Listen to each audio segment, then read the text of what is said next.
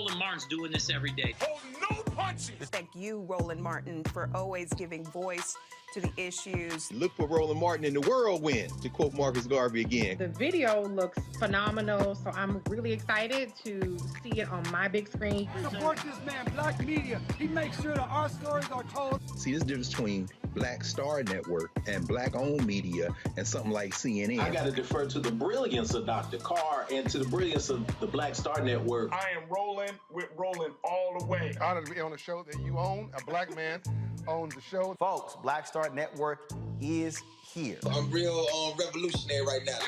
Roland was amazing on there. Stay black. I love y'all. I can't commend you enough about this platform that you've created for us to be able to share who we are, what we're doing in the world, and the impact that we're having. Let's be smart. Bring your eyeballs home. You can't be Black-owned media and be scared.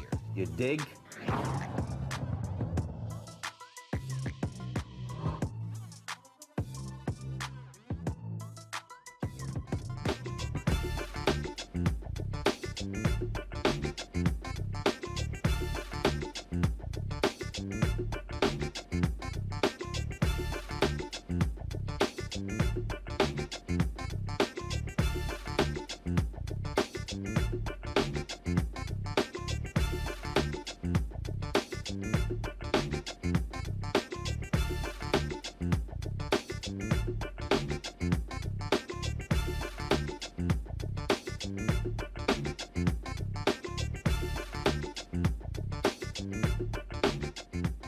Today is Monday, June 6, 2022. Coming up on Roland Martin Unfiltered, streaming live on the Black Star Network. It is being called the deadliest weekend of mass shootings this year. 85 people wounded or killed in shootings from Friday to Sunday.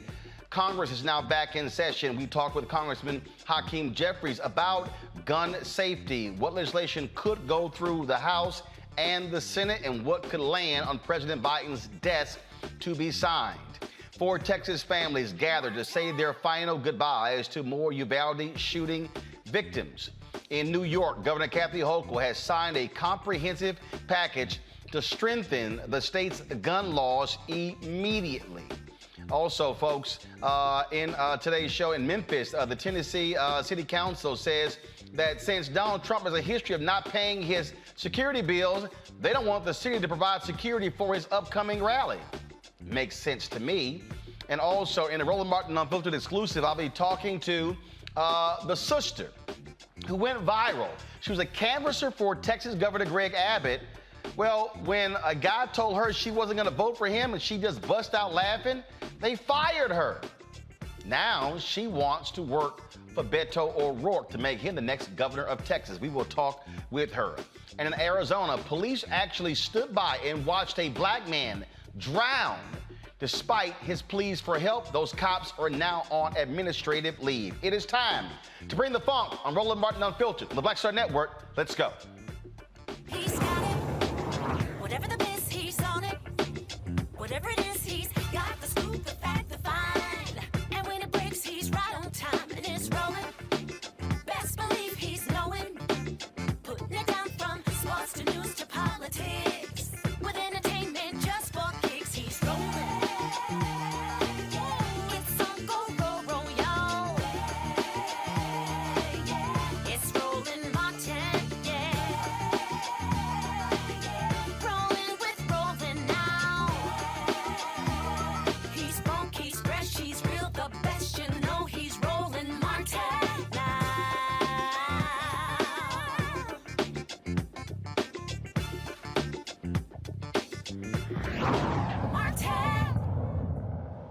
From Friday to Sunday, there were 13 mass shootings in the United States. Gun violence for archive. The victim tally for this past weekend had 16 killed and 69 injured in mass shootings across the country. However, 2 of the deadliest mass shootings for the weekend took place in Pennsylvania and Tennessee. In Philadelphia, 3 people were killed and 11 were injured when several shooters fired into a crowd in the city's popular South Street district. Hundreds of people were in the area when the shooting happened shortly before midnight late Saturday. Police say an officer fired at one of the shooters, but it's not clear if the suspect was hit Today, Philadelphia Attorney General Larry Krasner, Philadelphia District Attorney Larry Krasner sent a clear message to lawmakers that they're not getting the job done when it comes to passing gun legislation. We have come to the point where any legislator who is accepting donations directly or indirectly from the gun lobby, any legislator who has a high rating with the National Rifle Association, any legislator who is not willing to put the lives of innocent bystanders, of women and children and young adults above their political future belongs out of office. In Tennessee, 3 people were killed in a nightclub shooting early Sunday. That took place in Chattanooga. 14 were hurt. Some were hit by stray bullets and others by vehicles speeding away from the scene. Police believe multiple shooters were involved. No suspects are in custody. Authorities believe the shooting was an isolated incident targeting one or more of the victims. Now, according to the Gun Violence Archive, there have been 246 mass shootings this year. Now, today, more funerals took place in Uvalde, Texas, of course, where, folks are still reeling from that mass shooting where 19 children were killed, including 2 adults. 4 of those funerals took place when it came to students. Today, 9-year-old Ellie Amaya Garcia was laid to rest around friends and family. Over the weekend, the families of Makina Lee, also Fernandez, Torres, and Alitha Ramirez said their final goodbyes. In an exclusive interview with CBS, a parent of 2 students who attended the elementary school spoke about her daring attempt to rescue her children after she saw Uvalde officers standing around at the scene. U.S. Marshals started coming toward my car saying that I wasn't allowed to be parked there. And he said, well, we're going to have to arrest you because you're being very uncooperative. I said, well, you're going to have to arrest me because I'm going in there, and I'm telling you right now, I don't see none of y'all in there. Y'all are standing with snipers, and y'all are far away. If y'all don't go in there, I'm going in there. Immediately they uncuffed me. I jumped that first gate fence, and once I jumped it, I went to my son's class, and I knocked on the door, and I remember the teacher saying, I'm like, hey, they're already bulge cutting the fence to get me. She's like, you think we have time to get out? I said, y'all have time. I'm going to run for my other son. Once she's yelling and I'm being uncooperative, and I'm like, well, y'all aren't doing what are y'all doing? Y'all ain't doing y'all need to be in here. Give me your vest. Somebody give me a vest, something. I started paying attention to how far the shots were being, so that I knew the shooter was all the way still by my first son's class. So when I went to my second son's door, the teacher didn't want to open the door for me. So that's when they started escorting me out.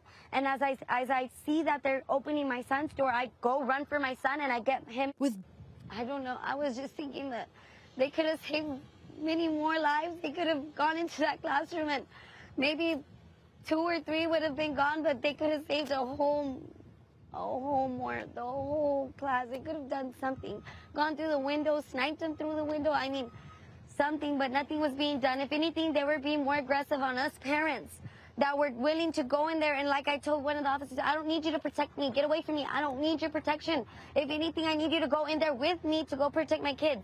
And if anything, they were being more aggressive on us. They were more pertaining on keeping us back than getting into that school. Earlier today, I talked with Congressman Hakeem Jeffries, chair of the Democratic caucus, about gun legislation and what Democrats are going to do to address the issue.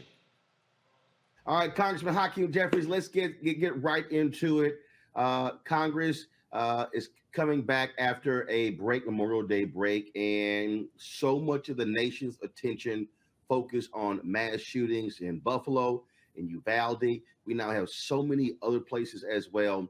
Is this the moment? Is this the moment where Democrats can really go with the polling data and do something about guns in America?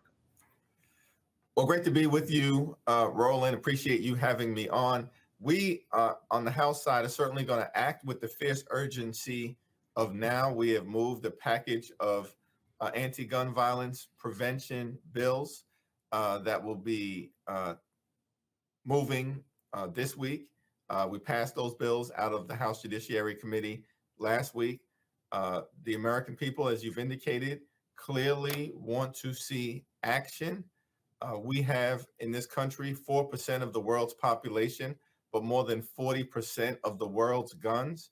That means there are more than 400 million guns, it is estimated, circulating throughout America. Many of those far too easily can fall in the hands of individuals who will commit carnage, as we've seen in Uvalde, in Buffalo, most recently in Philadelphia, in Tulsa, and it's unacceptable. One of the things that jumps out is that prior to going on break, Democrats moved on a domestic terrorism bill after the shooting in Buffalo. Yet, only one Republican voted for it in the House. Now you look at in the Senate, they actually blocked it from moving forward. So what happens is you take actions in the House, yet I then hear from people who are critical of Democrats, who are critical of Congressional Black Caucus, saying they haven't accomplished anything. And so how do you make the argument that, look, you're the House, you don't control what happens in the Senate. The Senate does not control what happens in the House. And so you're taking action, but the Senate's not. So then nothing actually gets accomplished. Well, it's certainly important for us, as you've indicated, Roland, as a separate and co-equal part of the legislative branch, the House and the Senate, that the House needs to act. The House was designed to be the institution closest to the people, to reflect the hopes, the dreams, the aspirations, the concerns, the passions of the people. And we're going to act, and we're going to act decisively and act this week. It's important to do so because we then put the pressure on the Senate as an institution to respond, rather than simply let them off the hook by us concluding in the House that the other side of the Capitol is never going to do anything anyway. The American people want action. Now, what we are seeing, led by Chris Murphy on the Senate side, is that there are some discussions underway that hopefully are occurring in good faith to be able to do something decisively. We shouldn't have weapons of war circulating in the streets of America, putting our communities at risk, whether that's in the inner city or small town America or rural America or suburban America. This level of violence is intolerable, unacceptable, and should be un-American. You know, it is. It has to be frustrating to see the House move on so many different things and see bills stall in the United States Senate. When the president supports them last week, he gave a primetime address, but one of the things that folks said that he did not do coming out of that was issue a clarion call for the public to call their U.S. senator, to put pressure on them as well. And now we're seeing leaked memos. The Republicans are saying, wait this out, keep the focus on inflation, don't focus on guns. And so should this issue be a defining issue for the midterm elections that Democrats cannot move off of and must pound on the table constantly between now and November? Certainly, this will be a high priority agenda item because the views of the two different parties are so different.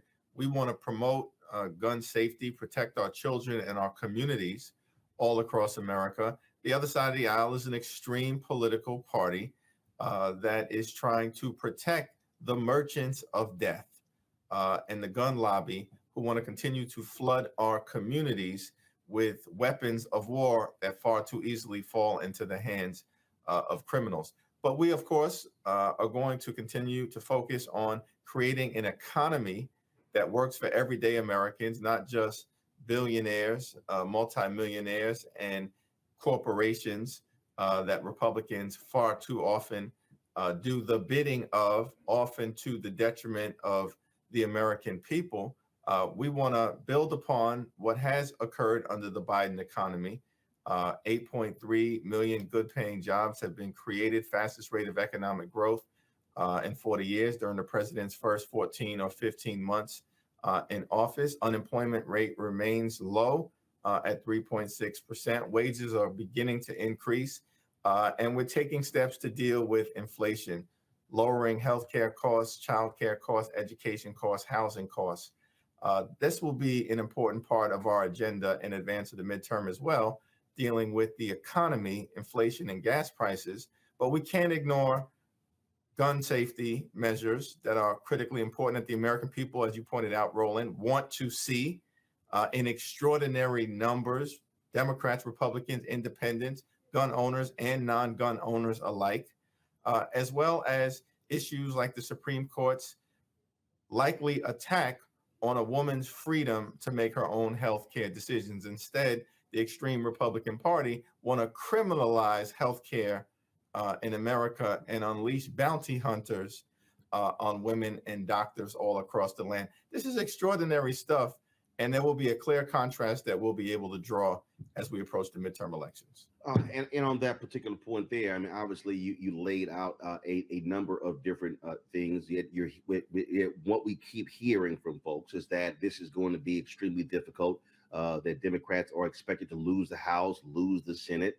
I'm not necessarily sold on that, but there is a significant enthusiasm issue here. You do have significant enthusiasm on the Republican side. You do have these MAGA folks who are still upset that Donald Trump lost the election. You see what they're trying to do. What are you saying to other Democrats in leadership, in rank and file Democrats?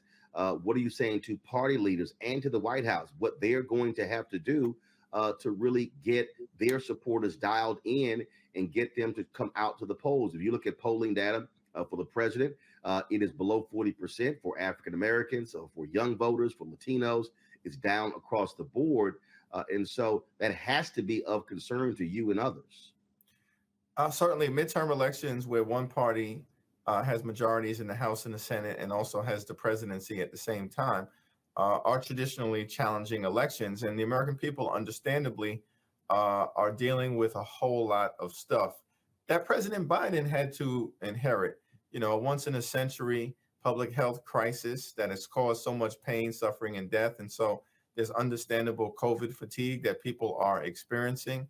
A sluggish economy that was on the brink of collapse. Thankful for the American Rescue Plan, where we were able to step in and turn the economy around, put shots in arms, money in pockets, kids back in school, and save a whole lot of folks from falling into a dangerous situation had we lapsed into another great recession.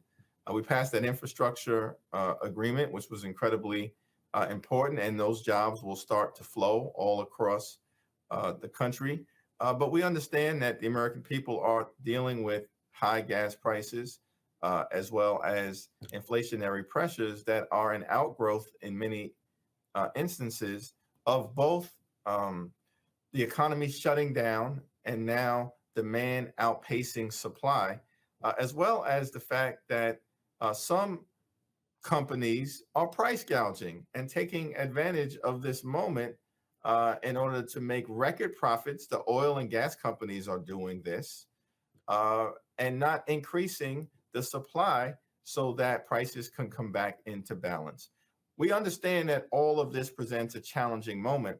And so what we have to do is both articulate our vision for building upon the progress that has been made in this country, but keeping it going, moving forward, and not allowing Republicans to turn back the clock and take us to a very different place. These are people in many instances, Roland, they want a feudal economy and they want a medieval society.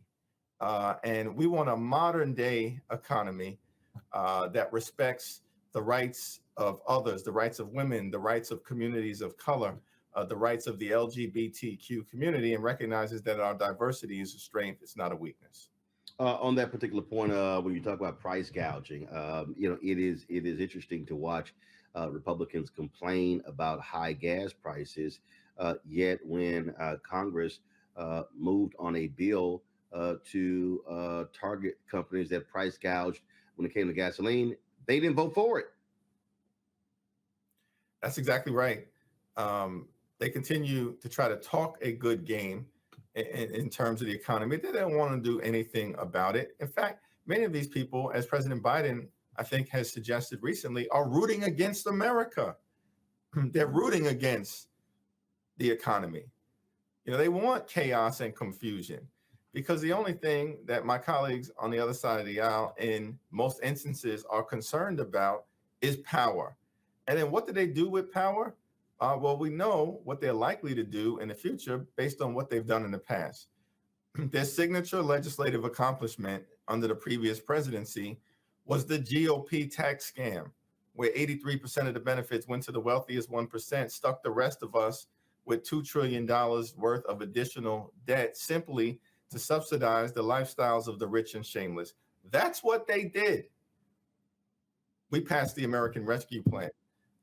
We issued direct payment survival checks, enhanced unemployment benefits, provided resources so we could deal with food insecurity, help people stay in their homes, avoid massive evictions and foreclosures, and are building upon that progress to create an economy that works for everyone. So, Roland, we're going to have to draw the contrast. We don't just talk the talk, we walk the walk. And we're going to continue to advance the ball for everyday Americans as we move forward. Let's talk All about. right, folks, we're going to have more of my interview with Congressman Hakeem Jeffries later in the show. Introduce my panel, Dr. Julianne Malveaux. She's the Dean of College of Ethnic Studies, California State University, Los Angeles. Dr. Amakongo Dibinga, Professorial Lecturer, School of International Service, American University. Reverend Jeff Carr, founder of the Infinity Fellowship in Nashville. Glad to have all three of you here. Amakongo, I'll start with you, and that is this. If you are Democrats, you keep the focus exactly where it is. The nation is pissed off. Look at the polling data. It's all there as well. You don't move from this. Republican memos, as I asked Congress, the memos have actually leaked where the Republicans are saying, do not just run the clock out. Don't focus on guns. Talk about everything else. This is between this and when the Supreme Court likely is going to issue its decision when it comes to Roe v. Wade. Those, frankly, should be the two dominant issues for Democrats between now and November.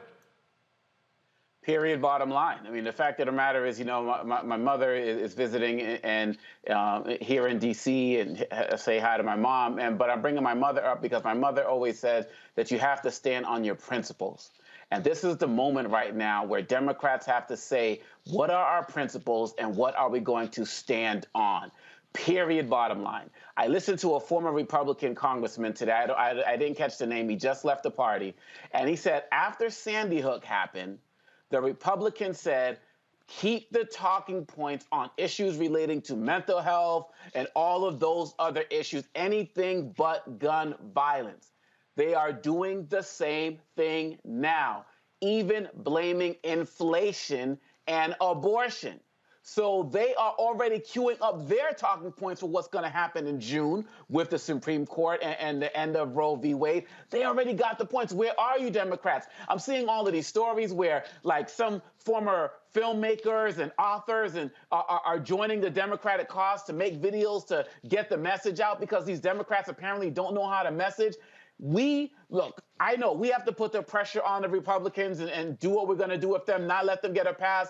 But I would say, Roland, we have to fight harder with these Democrats to make sure that they do not lose this focus. Because the Republicans, no matter whether they're in the majority or the minority, they are the experts at the messaging game. And so just like what you're doing tonight and the topics we're talking about, and even, you know, when I look at those kids from Uvalde, I mean, come on, man, who's going to fight for them?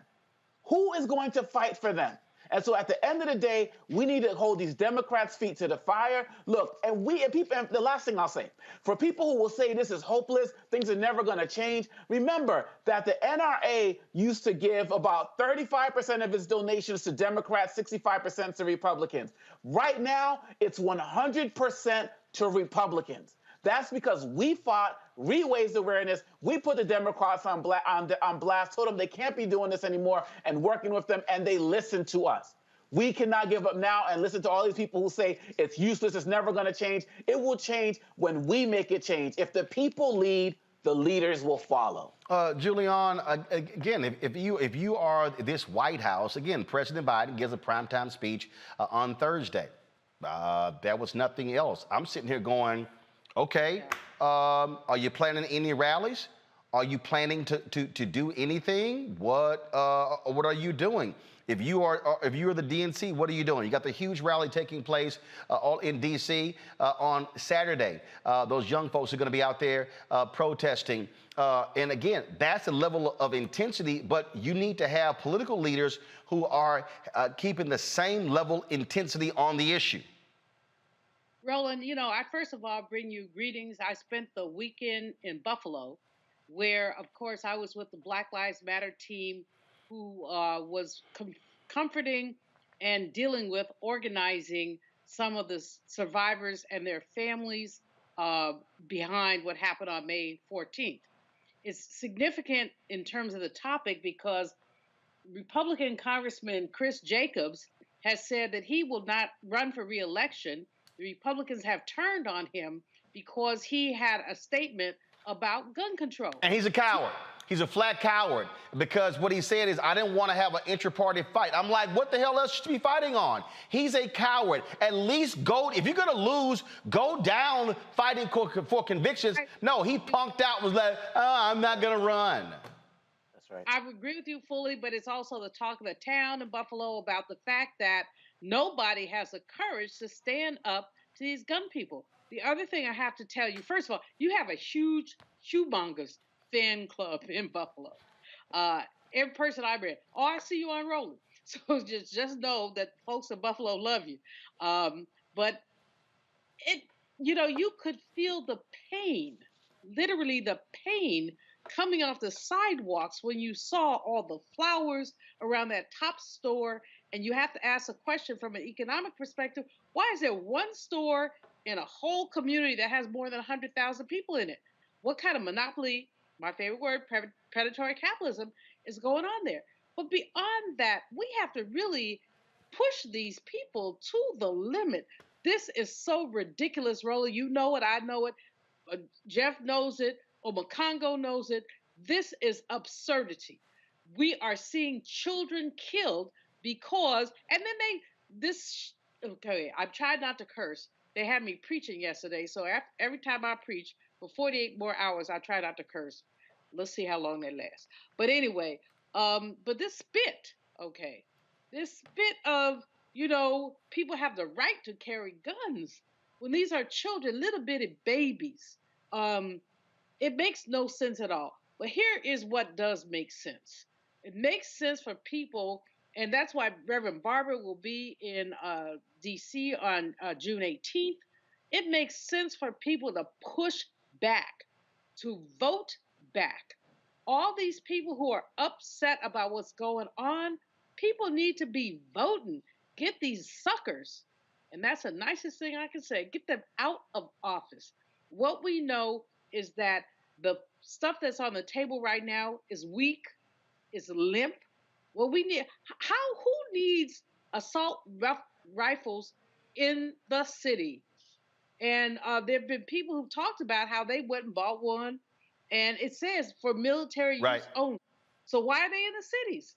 And so I'm borderline hysterical because I still haven't come down from Buffalo, and just from what I saw, and what I saw was pain. There's just a lot of pain. It's in Buffalo, it's in Uvalde, Texas. Now it's in Philly. And this pain is pain that has been basically engineered by our government, who refuses to take the right steps to get these guns out of people's hands. Period. In the conversation. Jeff, again, you have to have, it has to be a constant state of pressure. It has to be constant, has to be consistent. In fact, if you are Democrats, I think back to when during the Civil Rights Movement, the Black Freedom Movement, they called it Freedom Summer. Look, they're branding this, gun control summer, gun safety summer. It needs to be a constant deal. And this White House needs to understand that because the pressure must be on there, and continually to show Republican cowards how they are unwilling to stand up. You've got right now, folks, negotiating in Congress, and you've got Senator John Cornyn on the Senate side, who has made it clear he does not have plans to do anything significant. And so it must be constant, consistent, sustained advocacy and pressure. Advocacy and pressure appear in different ways, and they manifest in different ways in different spaces. I think about the images that came across the internet about 3-4 weeks ago from the country of Sri Lanka, where the citizens got so tired of being strangled out of food, of fuel, of the price gouging that were going on. They went down to the parliament and actually started attacking the cars and the possessions of their elected leaders. They actually took the minister, I think, of transportation's car, they flipped it, and then they threw it into the river. These are the kind of things that happen when people are oppressed. We got a crossroads now in America. If this kind of behavior continues from our government, don't be surprised if people do that. Now, if you're sitting at home and you're saying, I'm not going to get out of my house and go down to my local Metro Council building or go up to Washington and start flipping cars into the river, then the question is, what will you do? This question goes to not just average everyday citizens, but it goes to elected officials. We all know the stats. We've seen the latest polls from everyone from CBS to every other credible pollster, and it says and it backs up everything that we're saying. What Dr. Malveaux said, this is absurdity. What Dr. Mamakongo said, they are experts at messaging. This is all about messaging. Those names that you put out, those titles that you put out for those movements, the Long Hot Summer, a Bloody Sunday, those are things that are etched into the memory of America. This is a crossroads. We have an opportunity to do the same thing. 81% of Americans support some new gun control laws. 72% want red flag laws from Congress and from the Senate to make sure that they can protect people. It's interesting that when 72% of the people want and support gun control, stiff, strong legislation, isn't it interesting that 44%, when you break it down by party, of Republicans say, well, this is just the cost of freedom. We're just going to have to deal with shootings for the rest of our existence in this country because we're not giving up our guns. Messaging moves the masses. I'll say it again. Messaging moves the masses. It is not the masses being totally and completely educated. It's not that they turn into 5 or 6 news sources and triangulate which news source they will trust and where they will find the truth to make their vote. It is all about messaging. The Republican Party now understands this because of the great messaging that the Democratic Party had during the Civil Rights Movement, during the 70s up until the 80s. When Reagan got in place, he understood the power of messaging. He could stand in front of a teleprompter, in front of a camera, and he could tell you a lie that was so sweet you actually believed he was an angel while he stuck it to you. Clinton may be the last person that was great at messaging. We know that Obama was great at messaging, but now we're at a crossroads where the Democratic Party is going to have to listen to people like you, to people like the people that appear on this show, and every single strategist that has been in the streets screaming this at them for the last 4 years. Messaging moves the masses. It's time for us to create messaging, to create slogans, to create something that will take people away from their thumbs and move them to vote in this country. We live in a country that calls itself a democracy, but less than half of the people actually vote. So we're not talking about being unrealistic when we say that voting matters. And the folks with March for Lives, again, they're going to be having their national protest taking place on Saturday. And look, they understand messaging. This is one of the videos that they've actually put out. Students at Marjorie Stoneman Douglas High School experienced one of the deadliest school shootings in U.S. history. On March 24th, they led the largest youth-led protest since Vietnam. And nothing has changed. I keep seeing so many young people asking, begging politicians to just give a to just care, to just talk about it just a little bit. Since then, we've seen over 170,000 more lives lost to gun violence. And this is your response? In this terrible tragedy, we send our thoughts and prayers. Thoughts and prayers. Thoughts and prayers. Each of these body bags represents 150 lives. That's people's families, friends, loved ones. And not a single piece of federal legislation to end this crisis. How many more thoughts and prayers are you going to give us until we start acknowledging the fact that thoughts and prayers in this country have become deadly?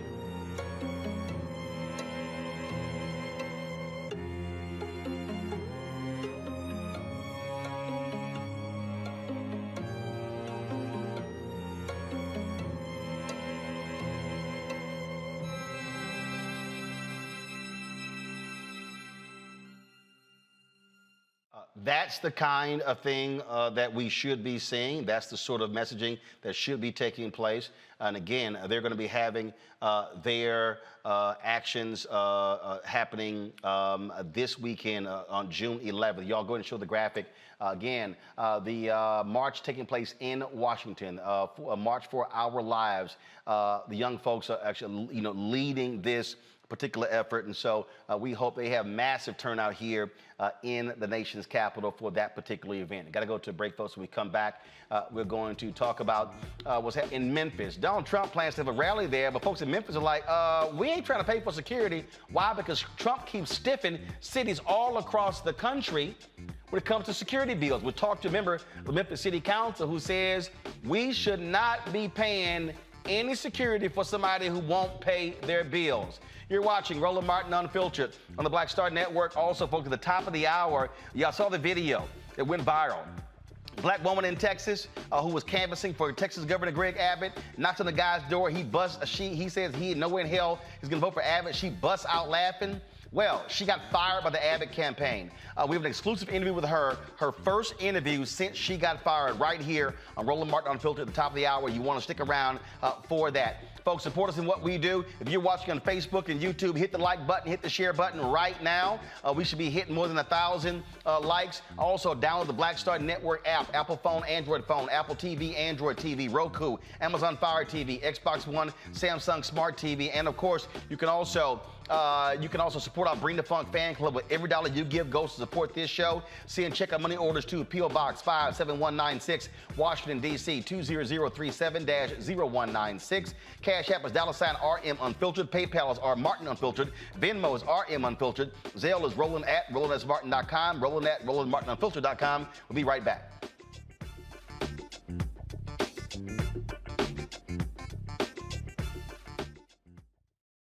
We welcome you to the launch of the Mass Poor People's Low Wage Assembly and Moral March on Washington, D.C., June 18, 2022. We are a new, unsettling force, and we are powerful. A new, unsettling force, and we are here. We're rising up to demonstrate the compelling power that we, poor and low-income people, have to reconstruct society from the bottom up. And we need to do it with the loudest voices possible, the biggest actions possible. Because we know that there is no scarcity in this land. The only scarcity is the moral will to do what's right. Hold on, just a little while longer. We are those with sub-minimum wage jobs who can't afford sky-high rent. People with disabilities are the fastest growing minority group. It's crazy to me that in 2021, it's still legal for workplaces to pay a sub-minimum wage to people with disabilities. There are still so much trial and tribulations that we go through as Indigenous people. We can't get a decent wage to sustain ourselves, nor can we get adequate housing. Veterans across this nation say enough is enough. We can't pat essential workers on the back on one day and then cut their health care the next day. Health is a political choice. What more do I need to do to prove that my voice is just as valuable as anyone else's? There are still forces in denial that would try to slow walk our transition to a clean economy and a just future for us all. We have an immoral system run by immoral people. But together we walk, and we fight. It's time for a change. Reconstruyamos esta gran nación. See, we are people of resilience. As we fight these interlocking injustices together, when we work together, mobilize together, and rise together, we become a voice for the voiceless, and we become an agent of change in a time where great change is needed.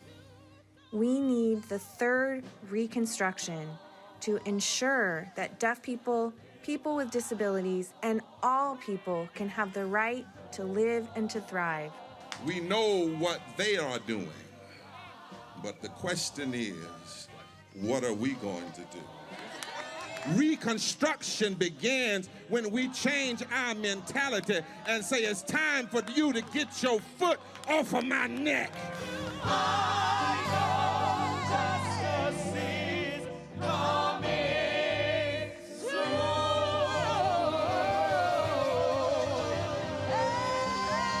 Hey, do you believe that of today? My name is Charlie Wilson. Hi, I'm Sally Richardson Whitfield. And I'm Dante Whitfield. Hey everybody, this is your man Fred Hammond, and you're watching Roland Martin, my man, Unfiltered.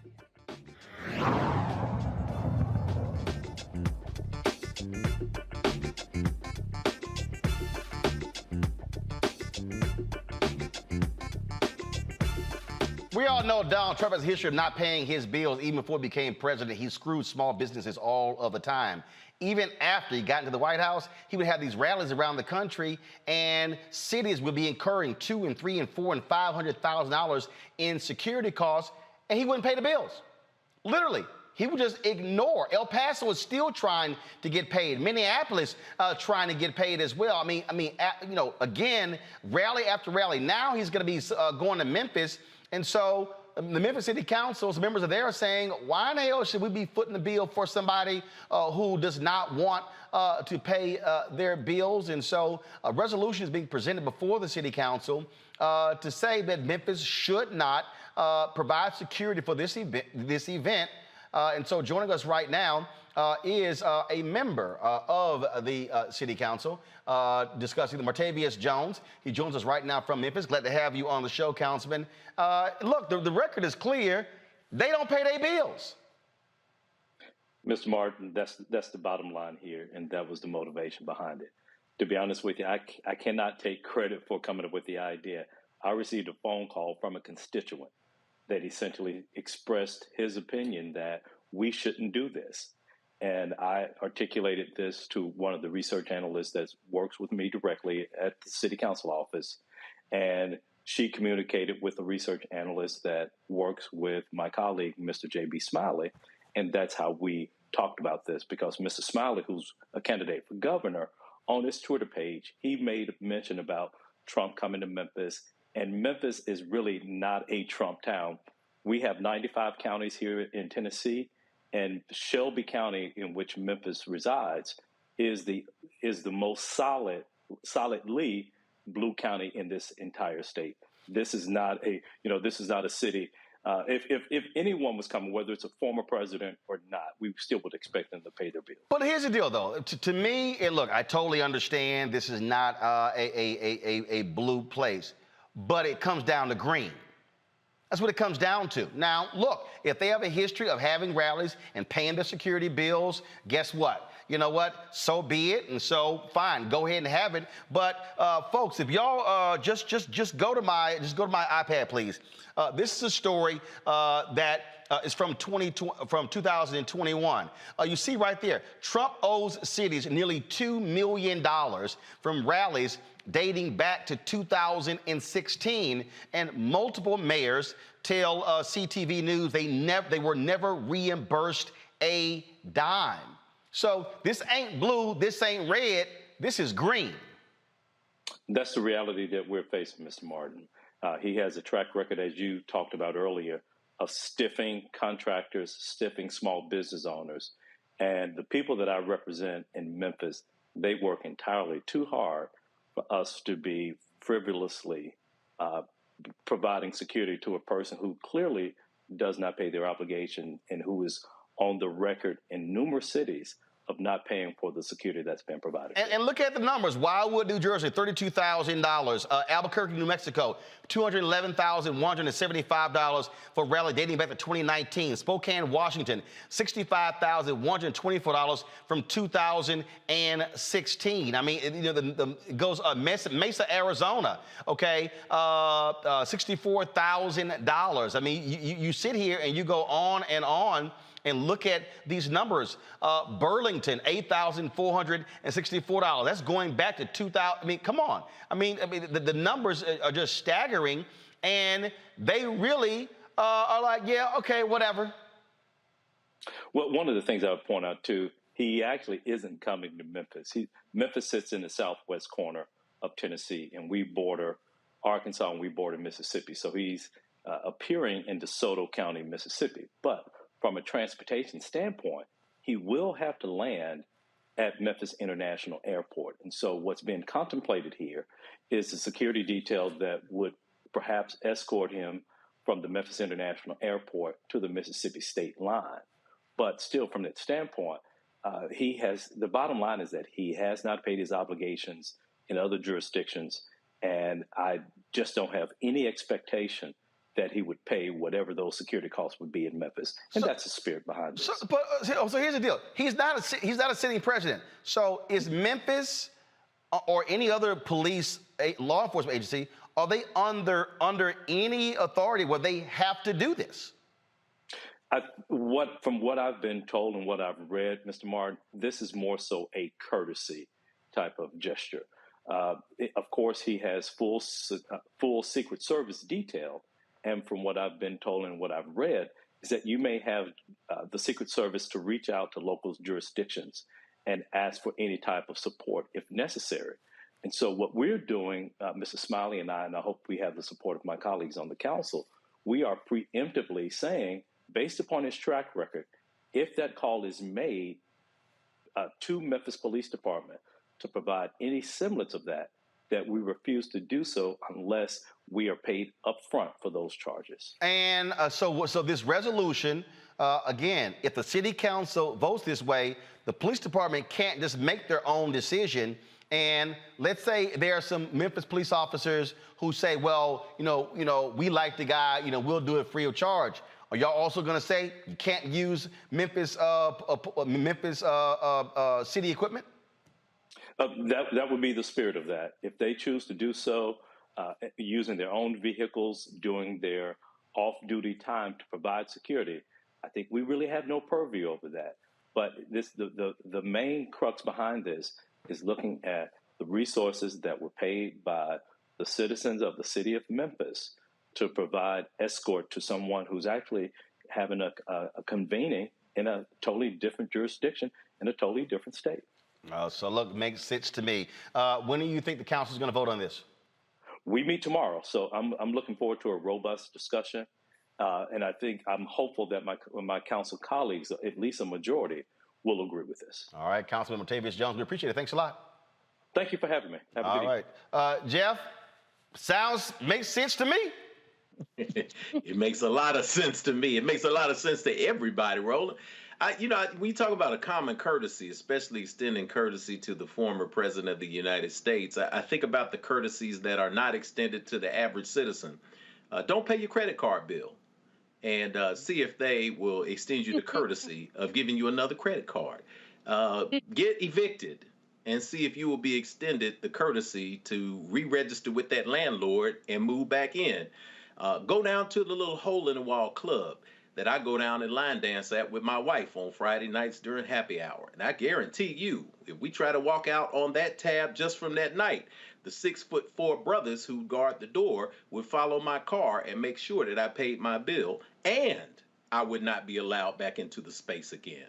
So with $2 billion in debt, he's a bad investment. Memphis, which is a blue city, an overwhelmingly blue city, which is a predominantly black city, is well within its rights to just extend the courtesy that any debtor would extend to any average citizen. If you don't pay your bills, brother, you can't come back to this place. it's interesting to see how the county and city governments in Memphis will work because, as in other cities in the South, there's also a county government in addition to city government, and those are usually set up along racial lines. So kudos to the city of Memphis for taking a stand here and for putting this on blast in the way they have, because any average person would not be extended this courtesy. It's very easy, Julian, to go to Memphis being a Democratic city, being a blue city. No, this is about money. This fool ain't paid red cities. So this is about money. If you ain't paid your bills, you tell them move the hell on. Go somewhere else. More than that, the average taxpayer is picking up the tab for this softlaw who does not pay his bills. This is a combination of arrogance and caucasity that Mr. Trump has exhibited throughout his public life. He doesn't pay his contractors. He doesn't pay his workers. I mean, he doesn't pay his prostitutes.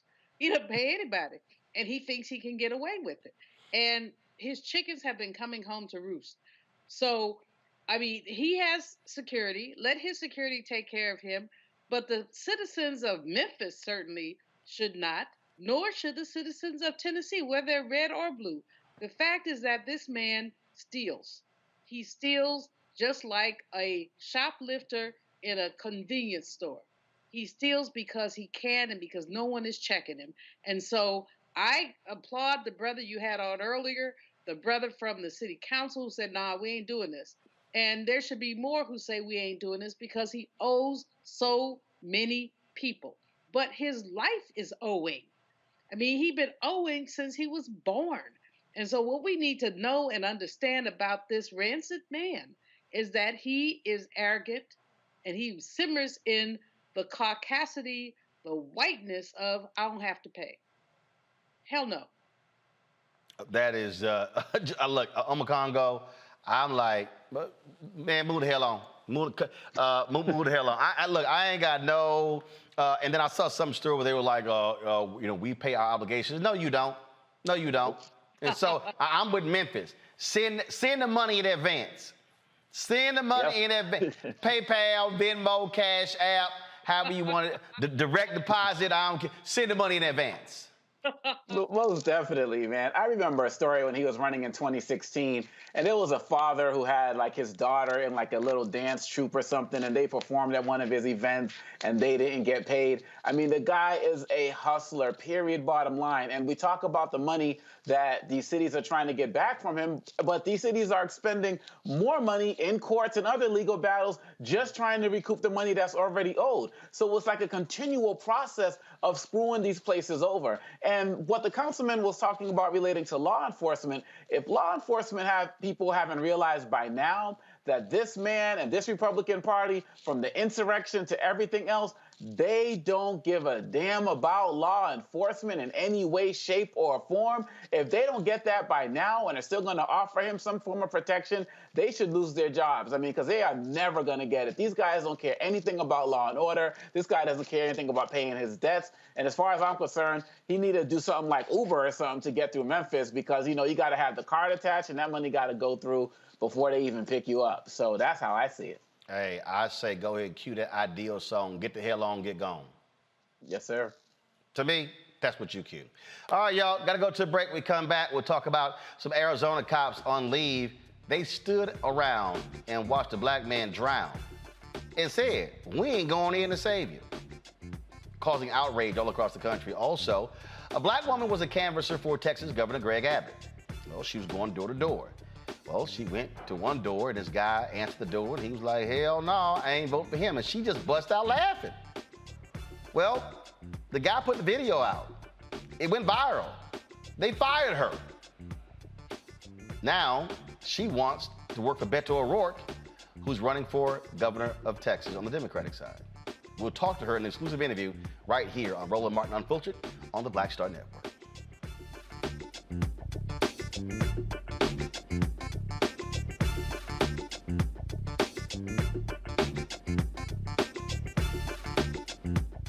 On the next A Balanced Life with Dr. Jackie, we're talking all things mental health and how helping others can help you. We all have moments where we have struggles, and on this week's show, our guests demonstrate how helping others can also help you. Why you should never stop giving and serving others on A Balanced Life here on Black Star Network. I'm Dr. Greg Carr, and coming up on The Next Black Table, we're speaking with Dr. Lucius T. Outlaw Jr., master teacher and philosopher. He takes us on his journey to discover and celebrate Black philosophy. From my undergraduate years at Fisk all the way through my PhD, I was never in a philosophy class where I had a professor who was a person of African descent, nor a sign or text written by a person of African descent, ever. How he pushed back at those who said there was no such thing and got us all thinking about what it means to be Black. That's on The Next Black Table, exclusively on the Black Star Network. I'm Deborah Owens, America's Wealth Coach and host of Get Wealthy. On the next Get Wealthy, here's the good news. Black women are the fastest growing segment of business owners. The not so good news, the average business by Black women is only earning revenues of $45,000 or less. On the next Get Wealthy, you're gonna hear from a woman who went from her kitchen table to cat tables, growing her business to over $1 million. You should start a business because your product is needed in the world, not because you hate the person that you work with. If you hate your job and you hate your manager, go find a new job, a place that makes you feel comfortable. And I say that because starting a business is truly a labor of love and service. If you want to learn how to do it, right here on the next Get Wealthy, only on Black Star Network. Hey everybody, this is Sherry Shepherd. You're watching Roland Martin Unfiltered, and while he's doing Unfiltered, I'm practicing the wobble. Yes, I am. Because Roland Martin's the one, he will do it backwards, he will do it on the side. He messes everybody up when he gets into the wobble, because he doesn't know how to do it, so he does it backwards. And it messes me up every single time. So I'm working on it. I got it. You got Roland Martin. Hi, my name is LaToya Luckett, and you're watching Roland Martin Unfiltered. What's going on, everybody? It's your boy, Mac Wiles, and you are watching Roland Martin Unfiltered. What's up, y'all? It's Ryan Destiny, and you're watching Roland Martin Unfiltered. What up? Lana Well, and you are watching Roland Martin Unfiltered.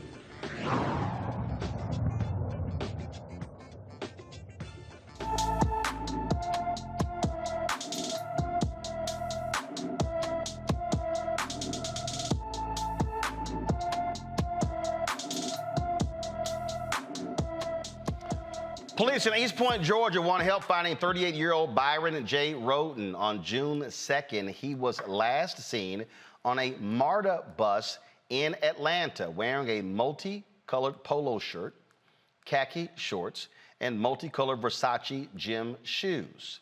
Byron is a wheelchair dependent and has several health issues, including a medical condition called dwarfism. Byron is about 3 feet tall, weighs between 70 and 80 pounds, with long black dreads with blonde highlights and brown eyes. Anyone with information should call the East Point, Georgia Police Department at 404-761-2177, 404-761-2177. In Arizona, 3 police officers are on administrative leave for not helping a drowning man who was begging for help. Police were called to the scene where Sean Bickings and his wife were. Now, someone thought the couple was in the midst of a domestic dispute. Bickings and his wife told the officers nothing was going on. For some reason, Sean fled. He jumped into the lake. While swimming, he began going under and pleading for help. Now, there isn't any video of the actual incident, but there is body camera footage until Sean jumps into the lake. Watch this.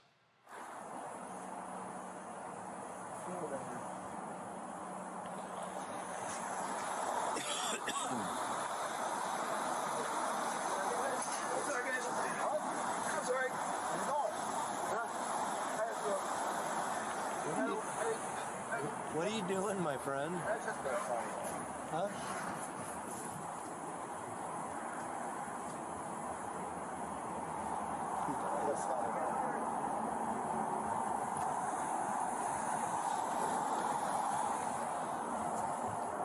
What are you doing? I gotta go for a swim. Right? I'm free to go, right?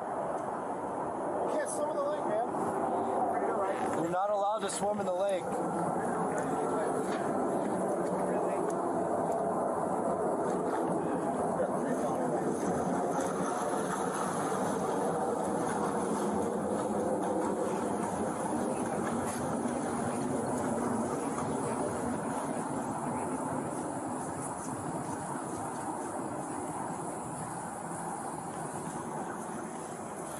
How far do you think he's going to be able to swim? You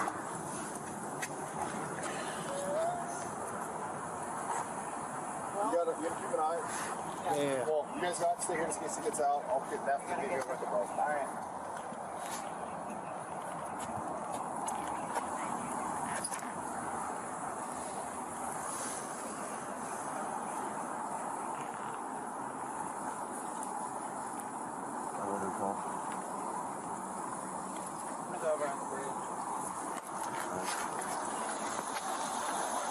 Fall 12, the subject at Fall 11 was running, was jumped in the lake and was trying to swim away.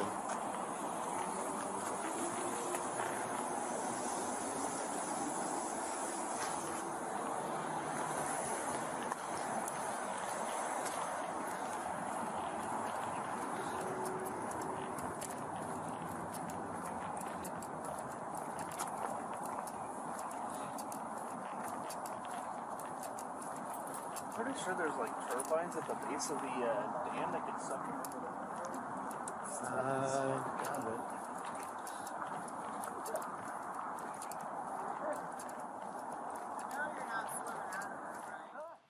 Now, folks, police released a written transcript of the audio where Bickings repeatedly asked for help. You see right there, Officer 2, what's your plan right now? I'm going to drown. I'm going to drown. No, you're not. Officer, go at least go to the pylon and hold on. Victim, I'm drowning. Come back over to the pylon. I can't. Okay, I'm not jumping in after you. He then says, please help me, please, please, please. Folks, these cops literally did nothing. Now, eventually, one cop tried to go get a boat to go after him. By that point, it was too late. Bickings was dead.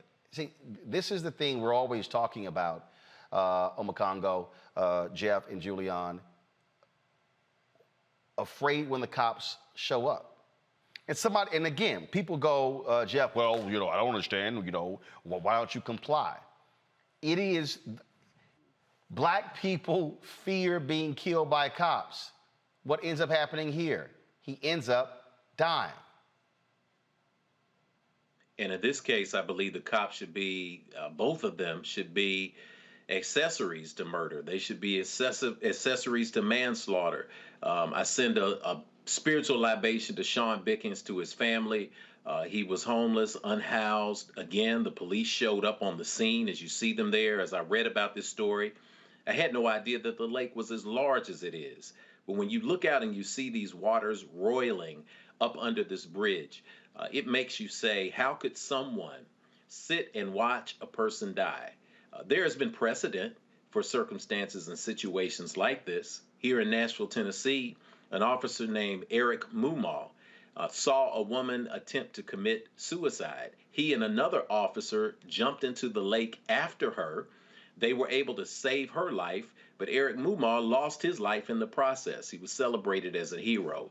To see these officers stand by and to be callous, to be cruel, to be criminal, and to be cavalier makes you understand why Brother Bickings jumped in the first place. Because you see police not as your friends, not as people who are going to protect and serve, but as people who may potentially take your life. And in this case, they inadvertently did the same thing. They've been placed on non-disciplinary, listen to the key words, non-disciplinary administrative leave with pay over this incident.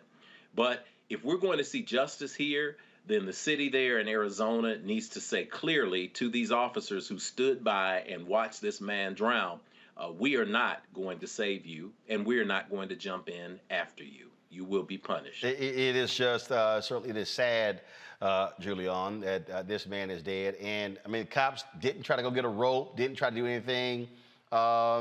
It's not, I mean, the other question, do the officers have a life jacket or something in their car?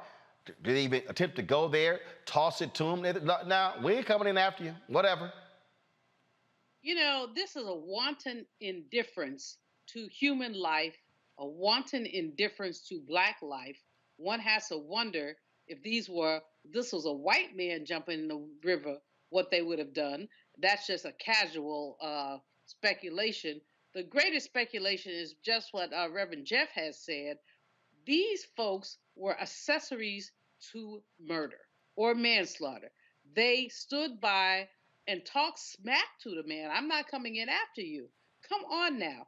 And what we also know is that the presence of so-called law enforcement officers for many Black people, and especially many Black men who follow the news, are afraid that an officer will shoot them or jack them up or do something to them. This is absurd.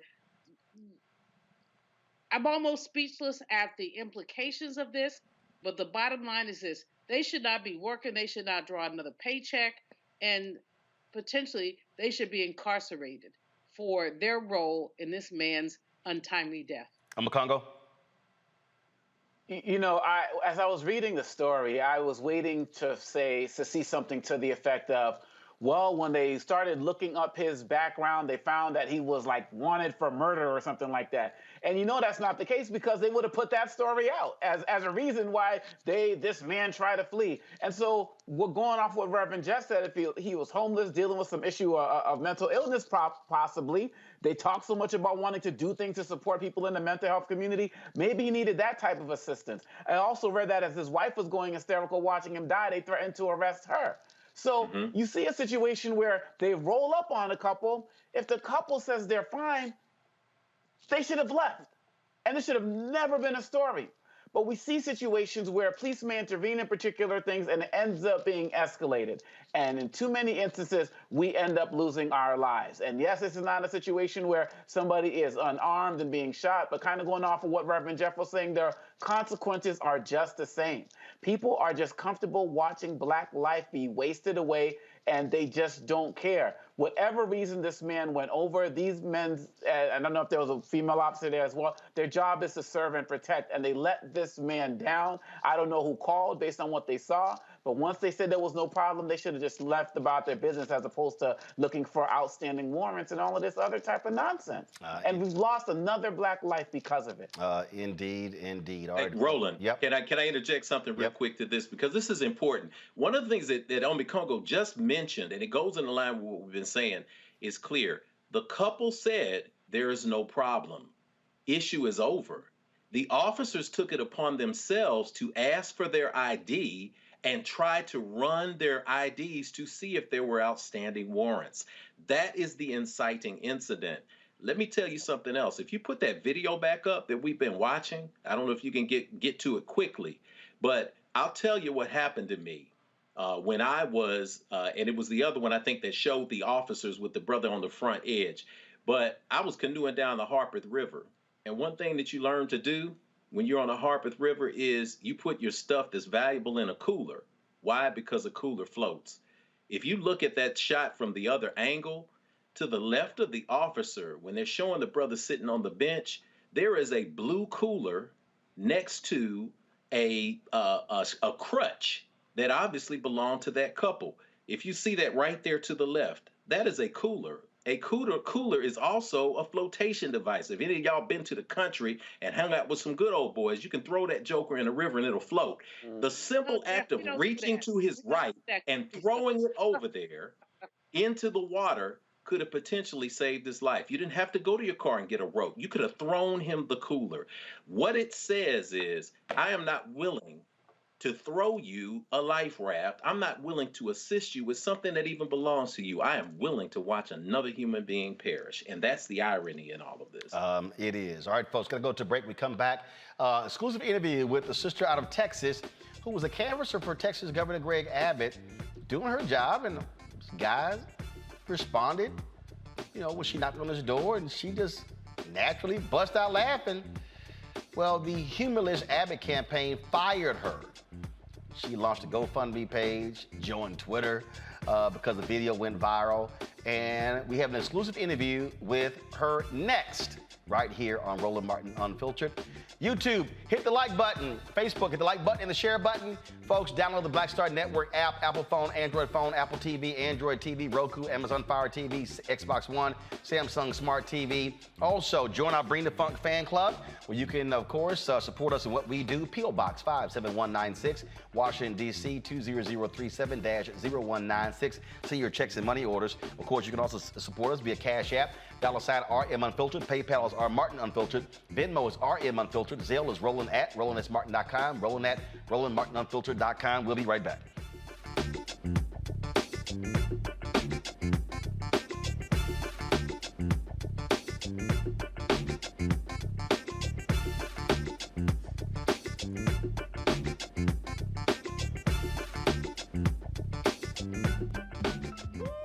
We're all impacted by the culture, whether we know it or not. From politics to music and entertainment, it's a huge part of our lives, and we're going to talk about it every day right here on The Culture with me, Faraji Muhammad, only on the Black Star Network. I'm Bill Duke. This is Diala Riddle, and you're watching Roland Martin Unfiltered. Stay woke.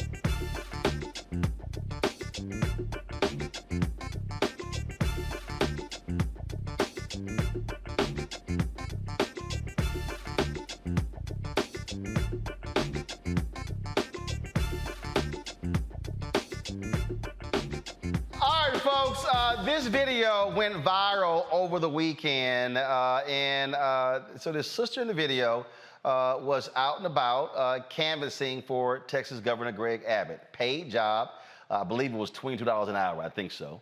And so she was out and about, you know, knocking on doors, and went to this house, and this guy's, I guess, Ring camera recorded her coming up, and this is what it recorded, and this is what went viral.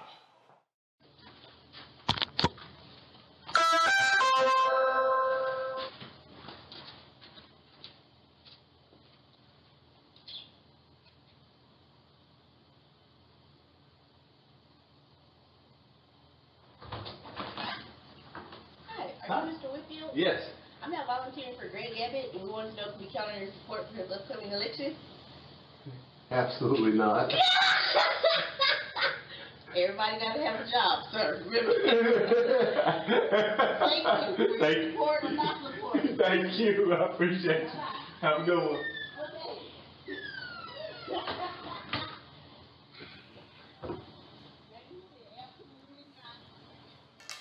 All right, y'all. So Monique Dawson was just doing her job, and she just bust out laughing.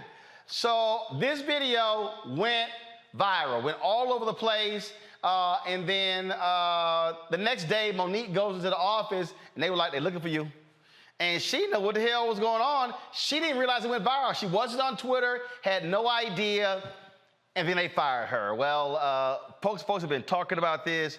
Of course, she's been responding on Twitter, launched a GoFundMe. All kind of stuff has been happening. She joins us now for her exclusive interview, her first interview since this happened. Joining us from Fort Worth, Texas, Monique Dawson. Monique, how you doing? I'm good. Okay, all right, Monique. So let's start here. Okay, first, how long were you working with the campaign? It was actually like our third or fourth day out. I worked with them previously from December to March for the primary, but we had just went back out in circulation. All right, and so what people don't realize is some people assume that because you're working for a campaign, you support the candidate, your deal was it's a job. It's a job. That's it. It's a job. And what were they paying you? $22 an hour.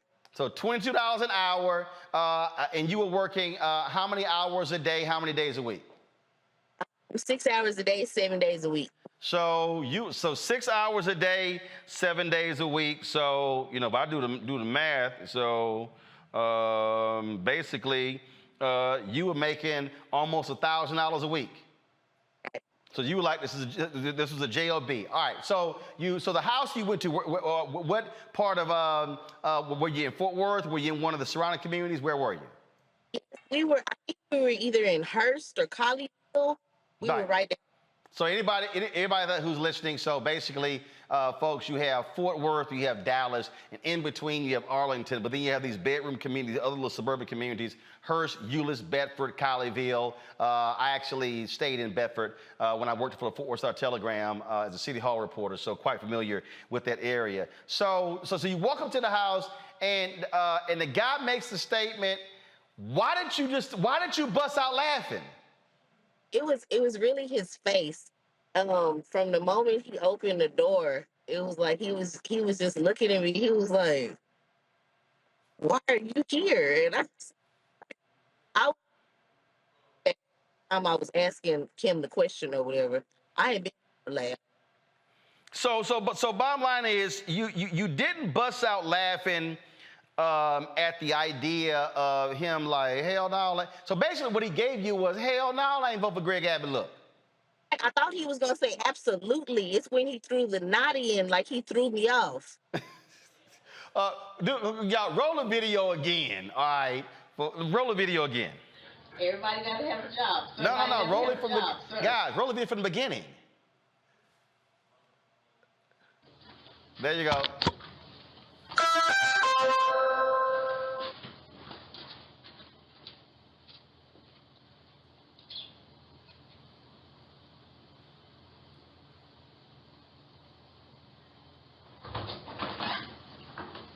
Are you Mr. Whitfield? Yes. I'm not volunteering for Greg Abbott, and we wanted to know if we count on your support for his upcoming election. Absolutely not. Everybody got to have a job, sir. Remember. Thank you for your support or not support. Thank you. I appreciate you. Have a good one. So you were like, look, everybody can have a job, support whether or not you didn't diss Greg Abbott, anything along those lines. All right, so what happened the next day? Okay, so I showed up to work. I was out training, having a good day, getting a lot of surveys, whatnot. All right, we're losing you a little bit there. So you said the next day you were going out, you were doing surveys, things along those lines. And then someone had called me. I didn't recognize the number, so I called him back. And I guess one of the managers or whatever, and I guess somebody had tagged Greg in it. So they said that I wasn't going to be able to work with them. So all of a sudden, so for everybody to know, this is Greg Abbott right here. We've been seeing him. So this is the governor of Texas. So someone said, "Oh, hey, you can't work." And did you try to explain to them, y'all? I didn't diss the man. Sorry, I just naturally laughed. Right, because like when it happened, I had no idea it was gonna go the way that it did go. I was more along the lines of, I really did want to keep my job. I wanted to explain, like, hey, if they took the context, that was them. You don't see a video, like, I didn't post it. But, like, hey, at the end of the day, everything happens for a reason. And all right, so I missed that last part again because your audio is going in and out there. And so you said everything happens for a reason. Then what did you say? I said, I'm glad Dr. Whitfield posted the video. Dr. Whitfield, that's the guy whose house you knocked on? Say it again. All right, so it's absolutely not. So you go to his house, and okay. Well, first of all, you say Dr. Whitfield, because he actually sent me a DM. Saying definitely wanted to get in contact with you. So this thing goes viral, and all of a sudden, Man, stuff just takes off. Then you create a goal. And again, you weren't even on social media, right? Oh. I can tell because your Twitter handle, Lord, is Monique48322061. That's like one of them damn bots. And then you created a GoFundMe, and the goal was to raise $15,000. You have exceeded that. Y'all, look at that. 2 days ago, created 2 days ago, she put her goal down there as $15,000. And so she was making $924 a week. And so you think about that in terms of, if you look with the campaign, with the election, that really would have covered the next 16 weeks. So basically would have covered you between now and the election. Right. But folks, 1,400 donors have come through, and so far you've raised $25,620. How do you feel how this thing has gone, and how this thing is blown up, and how folks have responded? I feel, number one, blessed. Thank you, God, because it never was my intention to like, hey, I'm going to be out garnering support for Greg Abbott. It was more along the lines of, I thought that they had a list of supporters and they were asking me to go, make sure that they were going to vote. I didn't know they was having me just knock on anybody's door and ask them to support. So it to me. So this is, it certainly has turned out quite interesting. Now, you said that you want to work for Beto O'Rourke? Yes. Okay. Is that because you want to work for him because you want a job, or you want to see him become governor? Both. Say it again? Both. All right. We still have some issues with the audio there. And so have you heard back from the Texas Democrats or the O'Rourke campaign? I have heard from them, and we are, in the process of ironing things out. So when more details do come, I will be happy to give updates. Okay. Well, so just so you know, before we went on, I did text Beto O'Rourke to find out if he was aware of this. Oh, yeah, I got it like that, Monique. Come on now. You better ask somebody. I called him and I texted him. Of course, he's on the campaign trail. I have not heard back from him. And I also reached out to one of his aides as well, who is with him. And so hopefully we'll hear back from him. So this is, and James Whitfield is the principal who was fired at, was it Colleyville School? Well, he was the principal of one of the schools. We had him on, and so it was a big controversy, and they claimed he was teaching critical race theory. We actually had him on the show. So that's why when you said his name, I was like, hold up, was that Whitfield? So yeah, he had actually sent me a DM saying that he definitely wanted to get you on the show. Now, have you heard from folk all around the country since this happened? I've been responding to messages from people from Canada, Chicago, Bangladesh. I mean, it's just it a lot further than I thought it would. Well, and so I take it also that now have you always wanted to work on campaigns? Have you always liked politics? Have you worked on other campaigns? Is this a passion of yours beyond getting paid? Beyond getting paid, I have worked on other campaigns.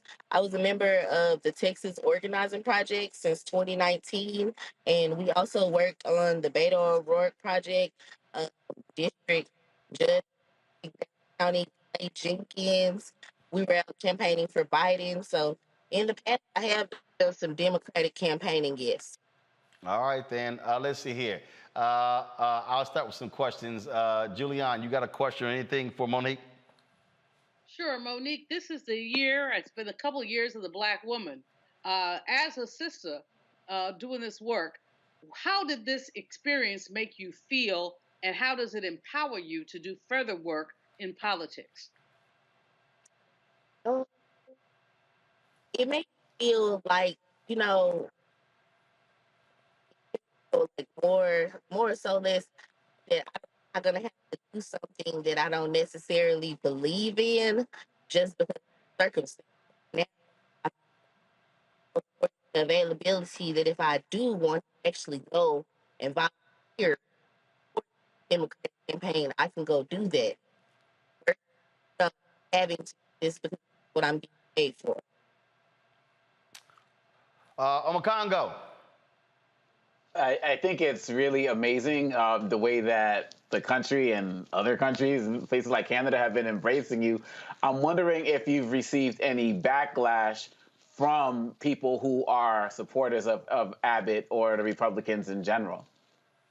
I have somebody compared me to Hitler. You know, I went ahead and shut that down because that's nothing near the range of what I'm doing. Mm-hmm. But yeah, somebody was definitely comparing me to the person that worked the ovens for Hitler at the concentration camps. Wow, that's nuts. Wow. Jeff.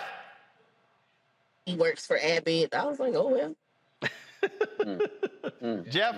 Wow. Yes, sir. Yes, sister. Look, it's remarkable how, we always talk about, we judge people for the jobs that they take without even researching many of the employers that many people work for. I think many people would be out of a job, period, if they research the policies of their own employers.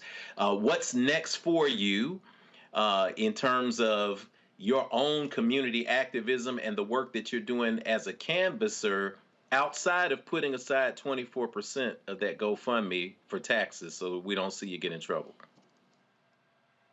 Outside of that, I plan on continuing to spread the good word. I mean, if I do get the organizer job with Beto, fine. If I'm not, and All right, so you broke. Hold up, you broke up there. So let's go ahead and start again. You said if you don't get the job. yeah, if I don't get the job, then I'm still going to be doing some phone banking and some canvassing, and just hoping that Beto can capitalize off this viral moment because it's his time to shine. All right then. Now, I did have a question from one of our followers. Let's see here in the chat room. So Janae said, the real question, is she a registered Democrat? Clearly not. Abbott hired her. I am a registered Democrat. You're registered? If they hire you, they always give you the option like, hey, are you going to be comfortable doing this? And I just look at it like I'm a paid professional actor because I'm acting like I like this job.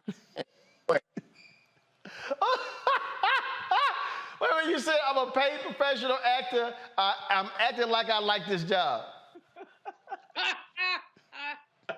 Like everybody. Hey, I'm not mad at you at all. Well, look, I certainly hope you hear from the Beto campaign. I had somebody sit here and say, why Roland got to let us know who he got in his phone number? This is real simple. If I can help facilitate Monique getting the job, why not? Hell, if you got the hookup, it's called a hookup. That's the whole damn point. Hello, world. Yeah. All right, then. Well, look, I'm glad folks have responded. You might want to raise the GoFundMe now to about 30,000. Go ahead and double it. But glad to see people have supported you. And so I'll ask you this here. So when non-campaign, what do you do, or what do you want to do? Non-campaign, I guess I'm going for my CDL. So your what? Going for my CDL. Like in the transportation industry. Your CDL, what's that? Like a truck driver. My brother has a trucking company, so we just help out with that. Oh, you want to be a truck driver?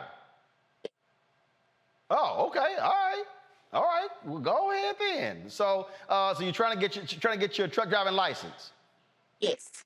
Okay, all right then. And so I saw here someone said that you have 5 kids? Is that what someone said? That's true, yes. Okay, so you got 5 kids. Well, look, I'm glad folk responded. And again, if you look at the math, you were making $924 a week from them.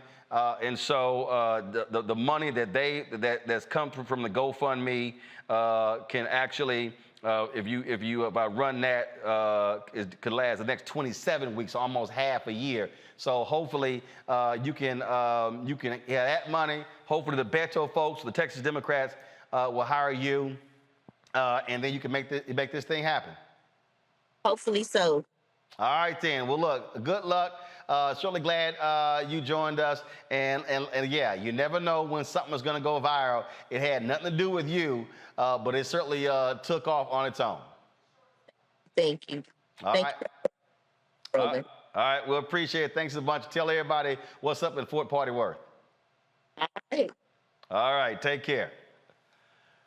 All right, that is one. That's hilarious. When she's like, "Look, hey, I'm like a paid actor." That one there, I almost fell out on that one, Jeff. Oh yeah, that's a classic. And I think it's interesting because, let me say this. I'm so glad you're giving us a moment to unpack this because this is important. This is so important. Listen, I've been a political activist and actionist.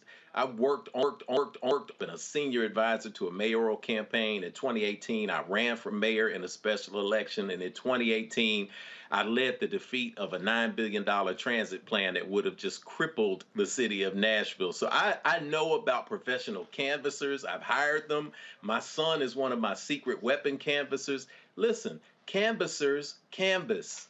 And when she said she made $22 an hour, I'm like, hey, that's not bad because you can get canvassers from 15 to 25, and then you get poll workers. They get a C note in a day. This is what people do. There are people who are sign makers, and they make signs. I mean, African-American sign makers. They make signs for every Democratic candidate in the primary. They encourage extra Democrats to run because they want to make everybody sign. They run signs for the opposition, yard signs, street corner signs. They do radio ads for all sides because this is the business of politics. It has absolutely nothing often to do with what you believe and what jobs are available. So this sister was able to come in and say, listen, I'm a canvasser, I canvass. While I'm working on my CDL, this is what I do. We would be standing in judgment of her if she decided to go stand on a street corner and make some money for her babies, or if she decided to go into a restaurant and say, I'm going to work for $7 an hour and then whiplash you with the bad attitude that I have in customer service because I'm angry at my low wages. Instead, she says, this is what I did. I love the reference to being a paid actor because it's a script and that's what you put out there. Believe me, I've seen worse. I've gotten, beep you buddy. I did transit. I went to a lady. She came to the door with a walker on, and I was trying to talk to her about transit. She said, let me stop you, baby. Do I look like I beep and need some beep damn transit? And I laughed harder. I said, my bad. And I laughed harder than that sister did. This is just what happens. It happens on jobs that you get in a fast food window. It happens in corporate America. And it happened to this sister on the street. So salute to you. And like I said, tuck away about 22 to 24% or whatever Dr. Malvo would recommend so that you pay your taxes on that so they don't get you for that. Look, what people, first of all, a lot of people of Macongo don't understand the reality of the nuances of political campaigns. There are people who volunteer. There are people who actually get paid. There are jobs in these. And so, Jeff is absolutely right. And so, look, here's a sister who's like, hey, it's a job. I was just trying to sit here, just look. If I'm door knocking and just putting flyers, whatever, on door handles, hey, that's what the job is.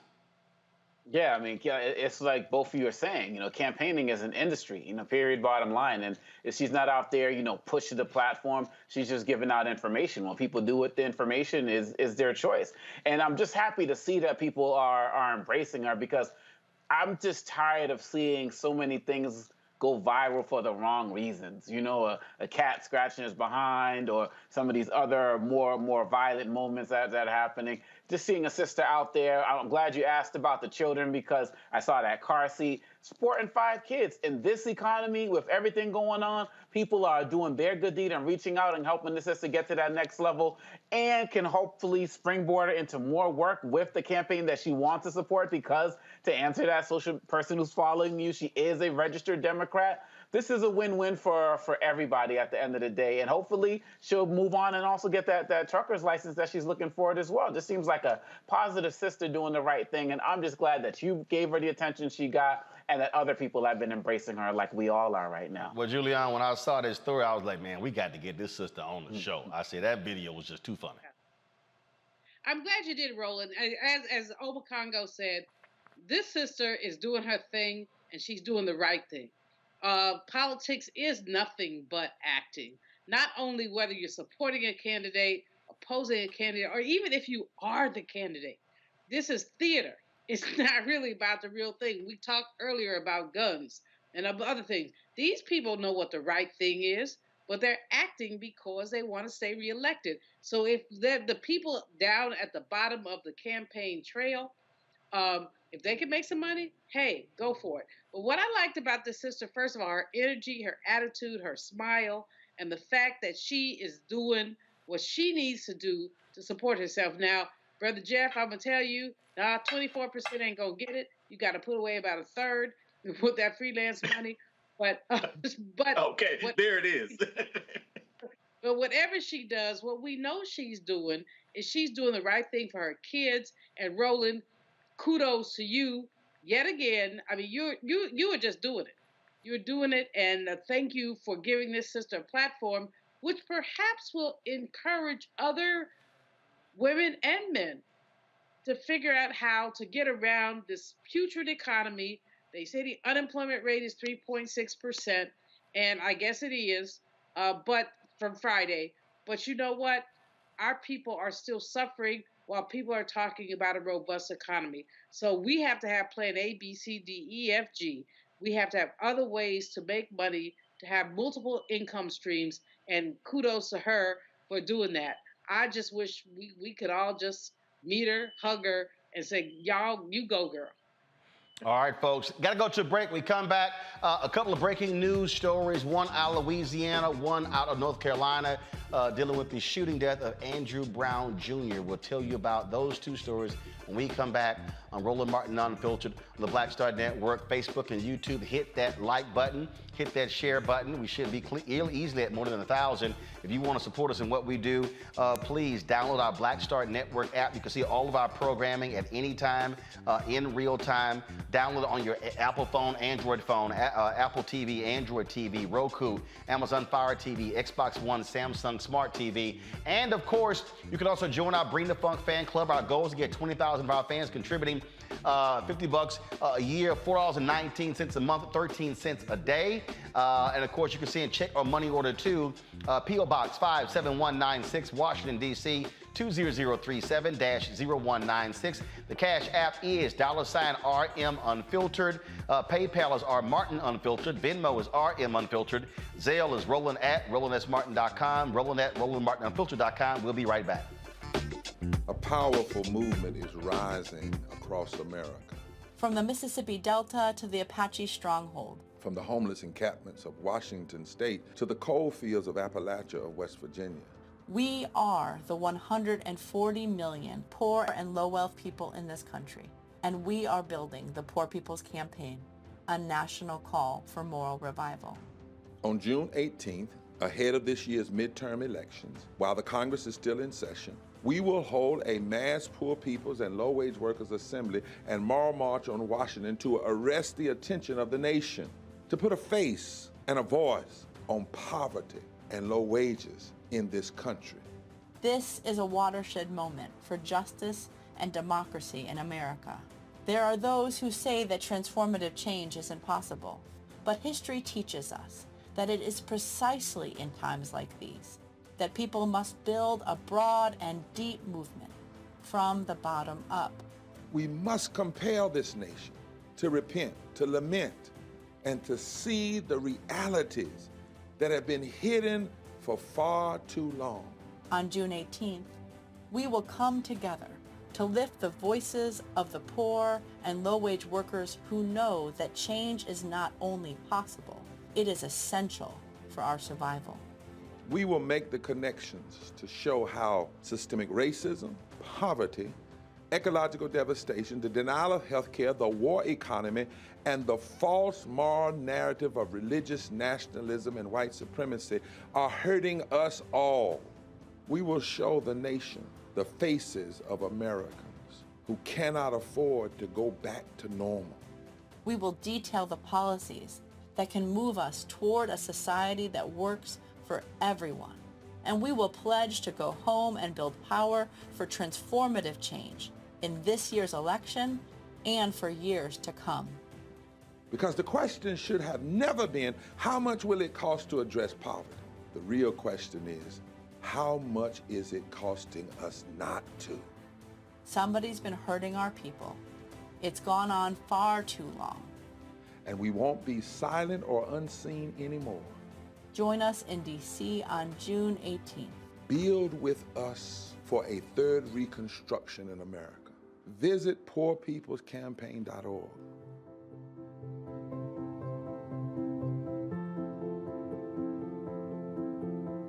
I'm Deborah Owens, America's Wealth Coach and host of Get Wealthy. On the next Get Wealthy, here's the good news. Black women are the fastest growing segment of business owners. The not so good news, the average business by Black women is only earning revenues of $45,000 or less. On the next Get Wealthy, you're gonna hear from a woman who went from her kitchen table to cat tables, growing her business to over $1 million. You should start a business because your product is needed in the world, not because you hate the person that you work with. If you hate your job and you hate your manager, go find a new job, a place that makes you feel comfortable. And I say that because starting a business is truly a labor of love and service. If you want to learn how to do it, right here on the next Get Wealthy, only on Black Star Network. Hey, I'm Deion Cole from Blackish. Hey, I'm Arnez J. Black TV does matter, dang it. Hey, what's up, y'all? It's your boy Jacob Lattimore, and you're now watching Roland Martin right now. Stay woke.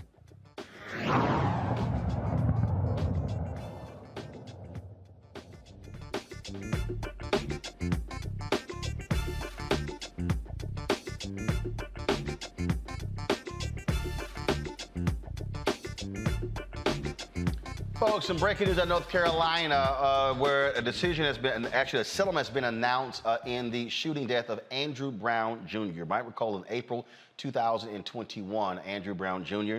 Was pursued by a variety of sheriff's officers. This is the video that was actually released where they descended upon his home and rolled up on him, shot and killed him in his driveway there. This is actually the video from one of the cameras there where the police were there, on this truck, headed to the home. Several different police agencies. The family filed a $30 million federal civil rights lawsuit against the various police agencies, saying that the officers showed intentional and reckless disregard for his life. It took place in Pasquotank County, there in Elizabeth City. Again, they were trying to serve drug-related warrants at his particular home. And it was the DA, Andrew Womble, who chose not to actually pursue charges against the officers because, as he said, that Brown used his car as a deadly weapon. The family, though, they of course said it was absolutely unjustified what took place there. There were a number of protests that took place there in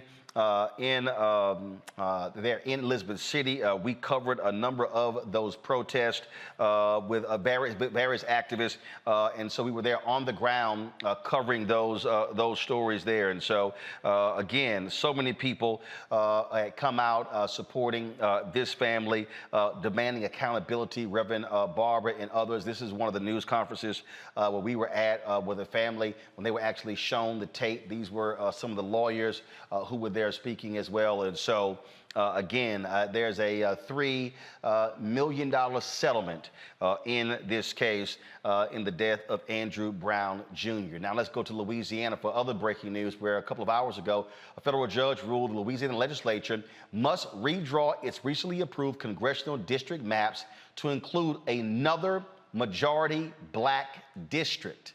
Like the map used for the last decade, the new map included 5 of 6 U.S. congressional districts that lean heavily Republican, even though roughly 1/3 of Louisiana's population is black. Now, both the old and new maps have only one majority black district, including parts of New Orleans and Baton Rouge. Now, the judges, in the 150-page ruling, they took the time to lay out if there was indeed enough time to actually redraw these maps. This is a huge decision, Julian, because right now, Congressman Troy Carter is the only black member of Congress from Louisiana.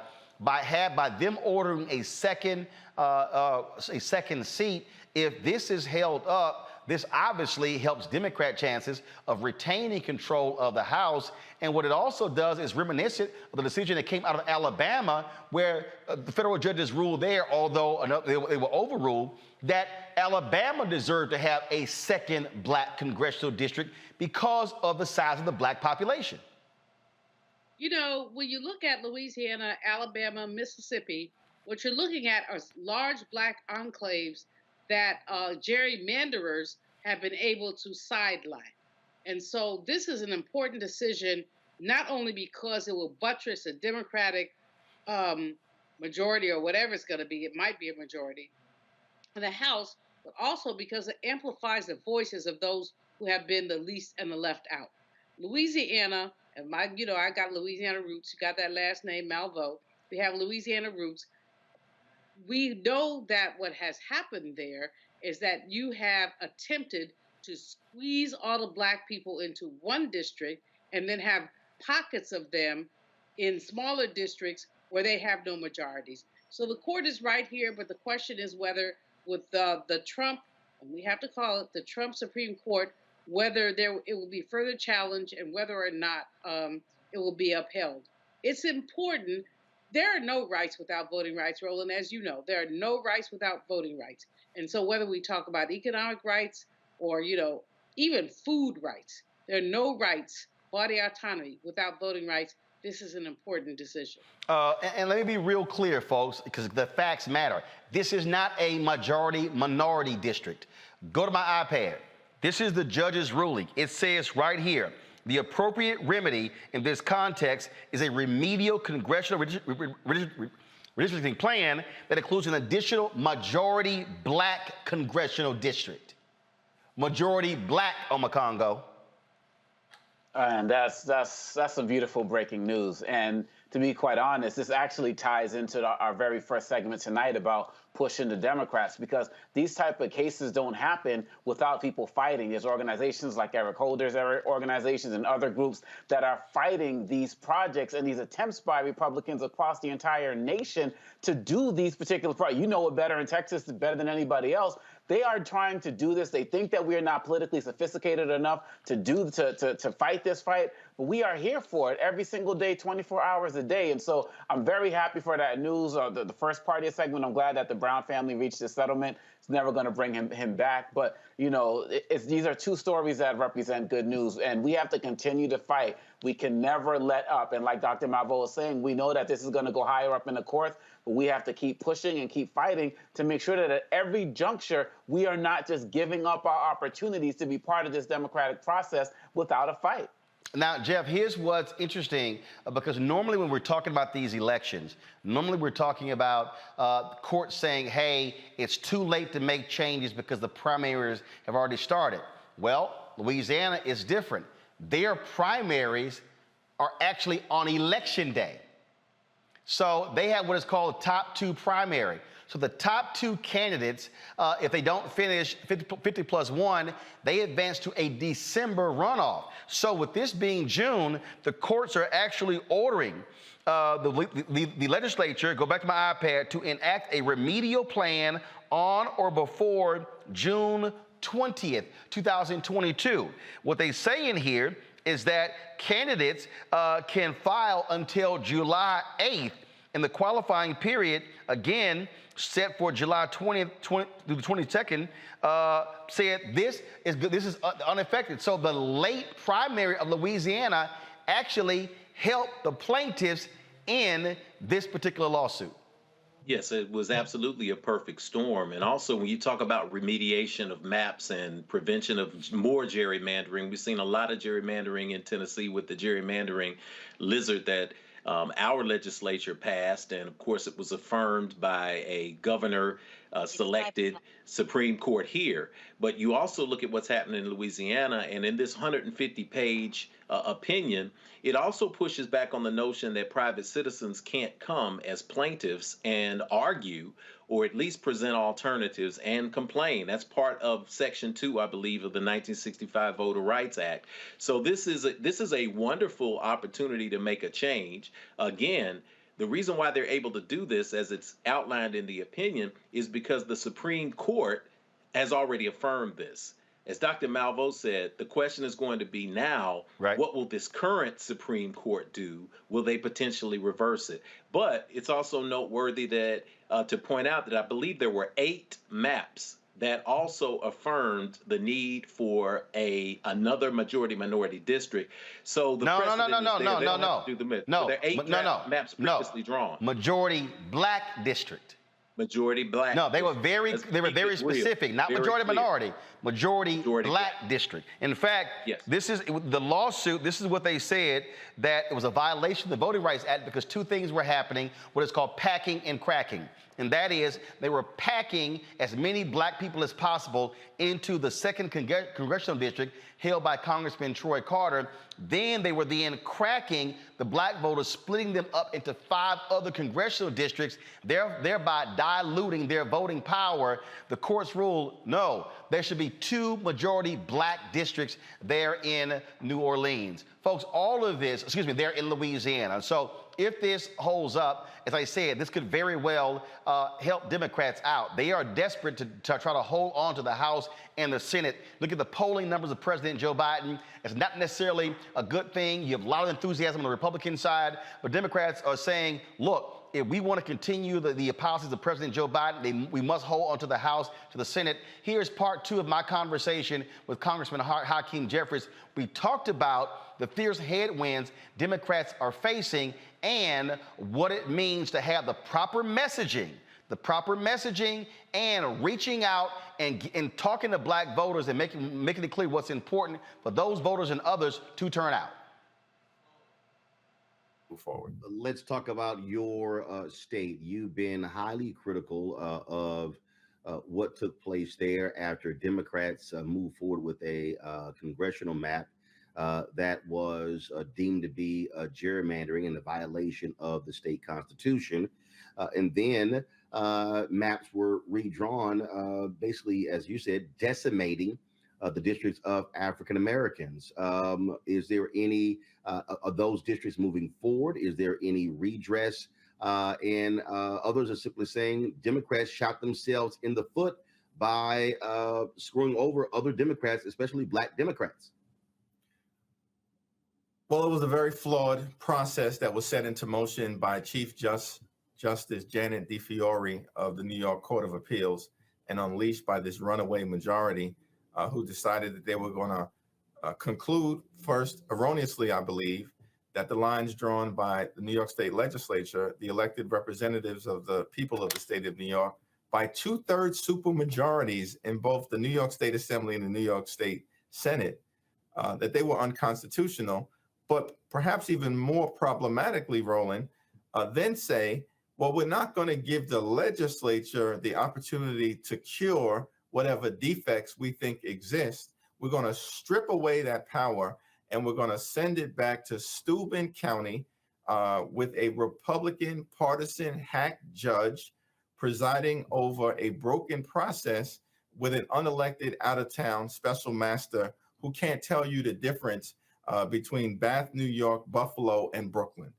This is what happened. And so the logical result of that were 5 different congressional districts in and around New York City where the Black or Latino population was degraded.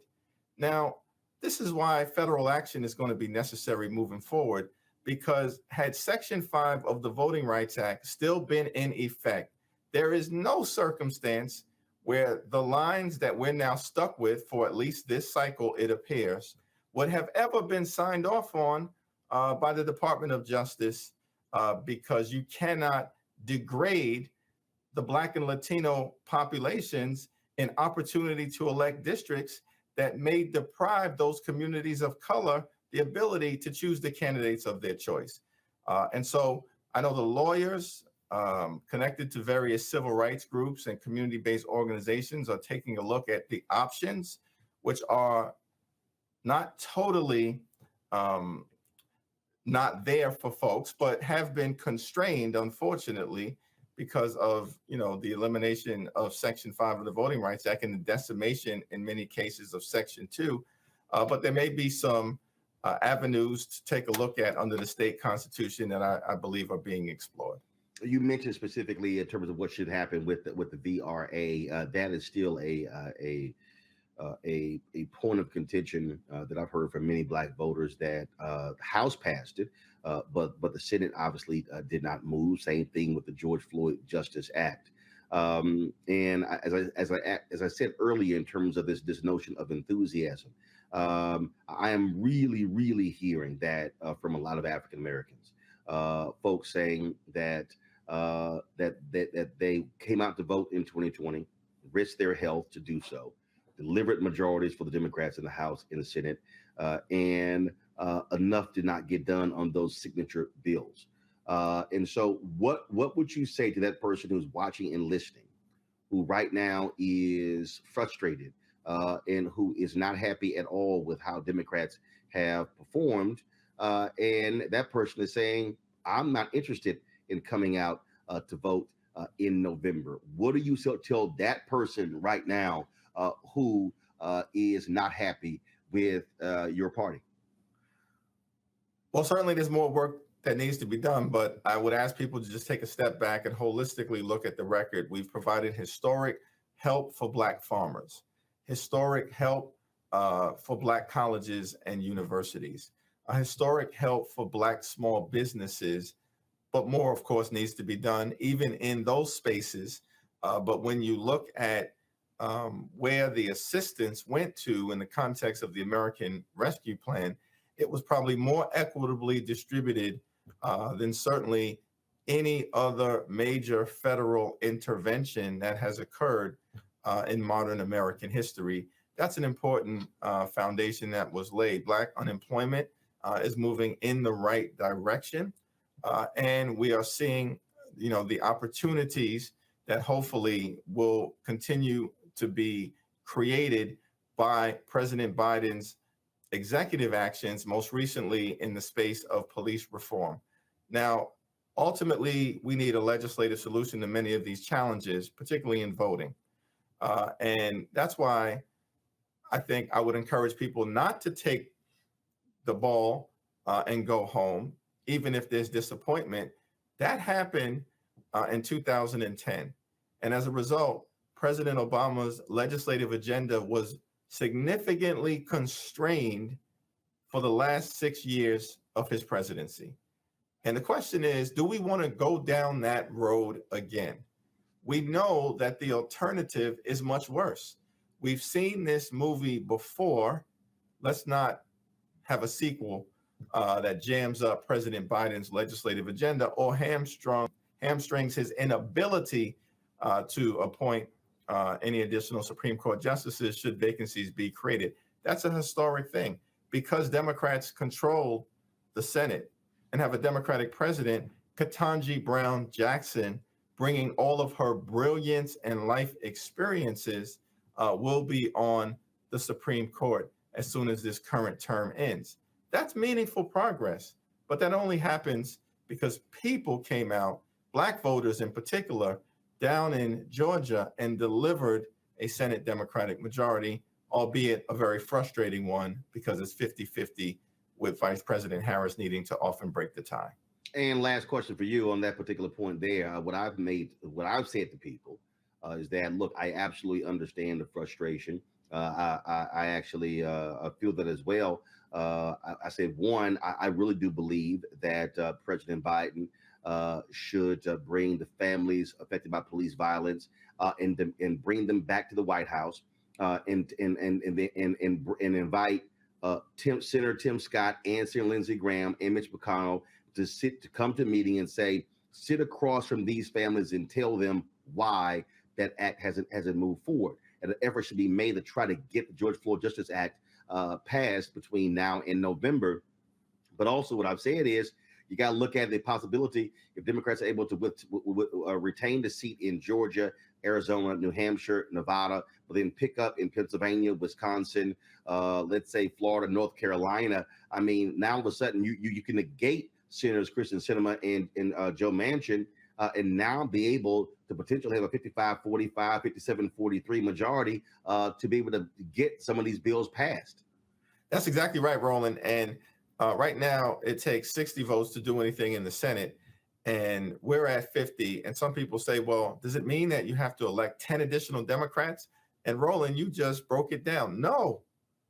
If we can elect 2 or 3 additional Democrats, which is very possible, Val Demings in Florida, Tim Ryan down in Ohio, seats in North Carolina, in Pennsylvania that are real possibilities, Wisconsin, potentially Mandela Barnes. We've got some exciting candidates in districts and states that President Biden, by and large, won, where we have a real opportunity to be successful. And if we can just add 2 or 3 additional members of the United States Senate to the current majority, then you can change the rules that currently exist, which is stopping progress from being made.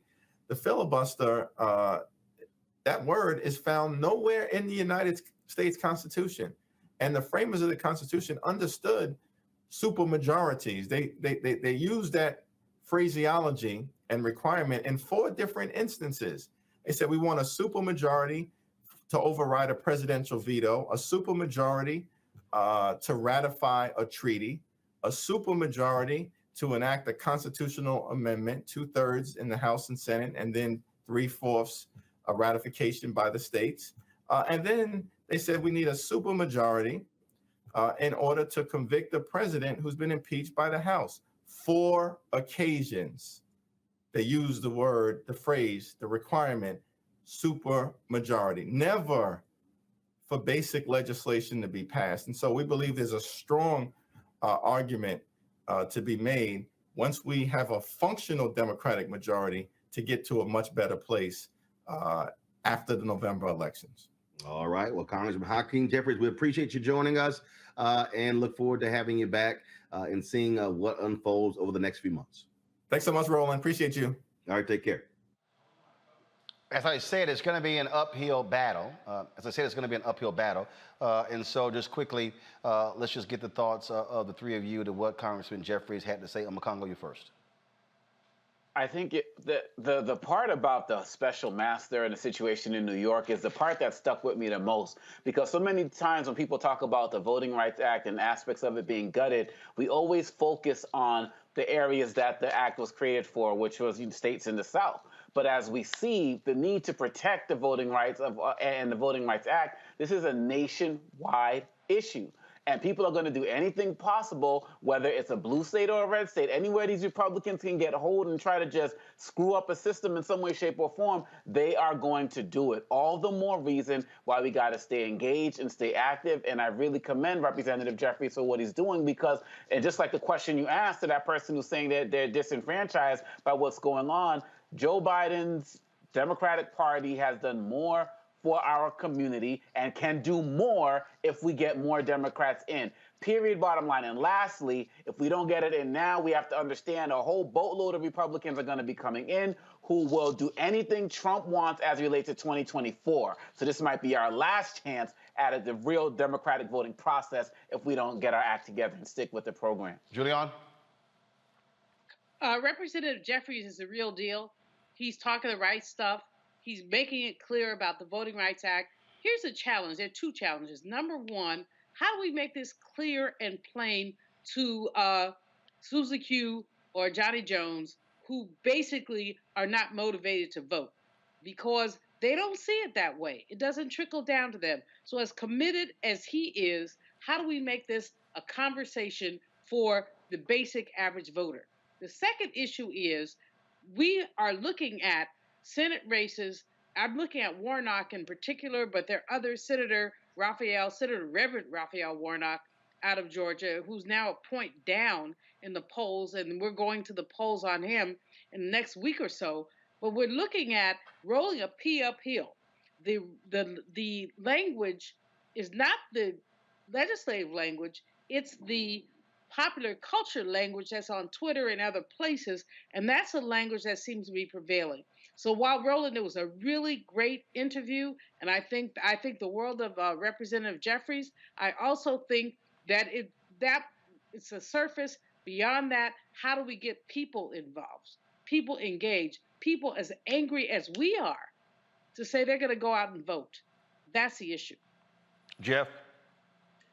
When we think about what's at stake here, I think we have to really look at the strategies when we juxtapose the Democrats to the Republicans. I asked a Republican operative once, I said, man, what do you do to get people involved and vote? He said, listen, we have trained our people very carefully, very strategically. Vote Republican no matter what. You show up and vote no matter what. We don't care what the media says. We don't care what the other side says. You show up and you vote. They've created a nation of zealots. And if you don't think that that's the truth, all you have to do is watch one of those videos of Herschel Walker showing you how he invented a new dance in his living room. And you will say, how is this man up a point on Raphael Warnock? The Democrats now have to recognize that, as we've said all along on this show, messaging moves the masses. It's now time to deliver the message that came from De La Soul. Gun control means using both hands in my land because the stakes is high. You know, them stakes is high. All right, folks, that is it for us. We certainly appreciate all three of you being with us on Makongo, Julian, and Jeff. Thank you so very much. Also, for everyone tuned in as well. Hey, somebody actually commented, well, no, so what outfit I was wearing. This is actually one of the outfits that the president of Liberia introduced. And so, you know, former soccer stars. So a bunch of the brothers there have been wearing these outfits. What do you call it? A propo? I think that's what he called it in the interview I did with him. And so actually had several outfits made for me. Now, the cats here, they wear these with tennis shoes. Like I told him, say, bro, I can't do that. I can't do that. I can't. Roland, you didn't bring us nothing back. I can't. I told him, huh? Right, I need one of those, man. Well, first of all, I could rock that with a nice white skirt. I would be rocking. Too late. You ain't request nothing. See, you got to put your order in before brother go. You can't be doing it after the fact. We were there in February. That's you 4 months late. You 4 months late. See, you can't. My order in for next trip. Right. You better think about the next trip. Yeah. You better be ahead of the game. All right, folks, that's it. Hey, do us a favor. Download the Black Star Network app. All platforms. We're trying to hit 50,000 downloads. Of course, our goal is to get 100,000 by the end of this year. Apple phone, Android phone, Apple TV, Android TV, Roku, Amazon Fire TV, Xbox One, Samsung Smart TV. And of course, you can also support our Bring the Funk fan club. With every dollar you give goes to support this show. So you're checking money orders to P.O. Box 57196, Washington, D.C. 20037-0196. The Cash App is $RM Unfiltered. PayPal is R Martin Unfiltered. Venmo is RM Unfiltered. Zelle is Roland at RolandSMartin.com. Roland at RolandMartinUnfiltered.com. Folks, that is it. I shall see you tomorrow right here on Roland Martin Unfiltered on the Black Star Network. Until then,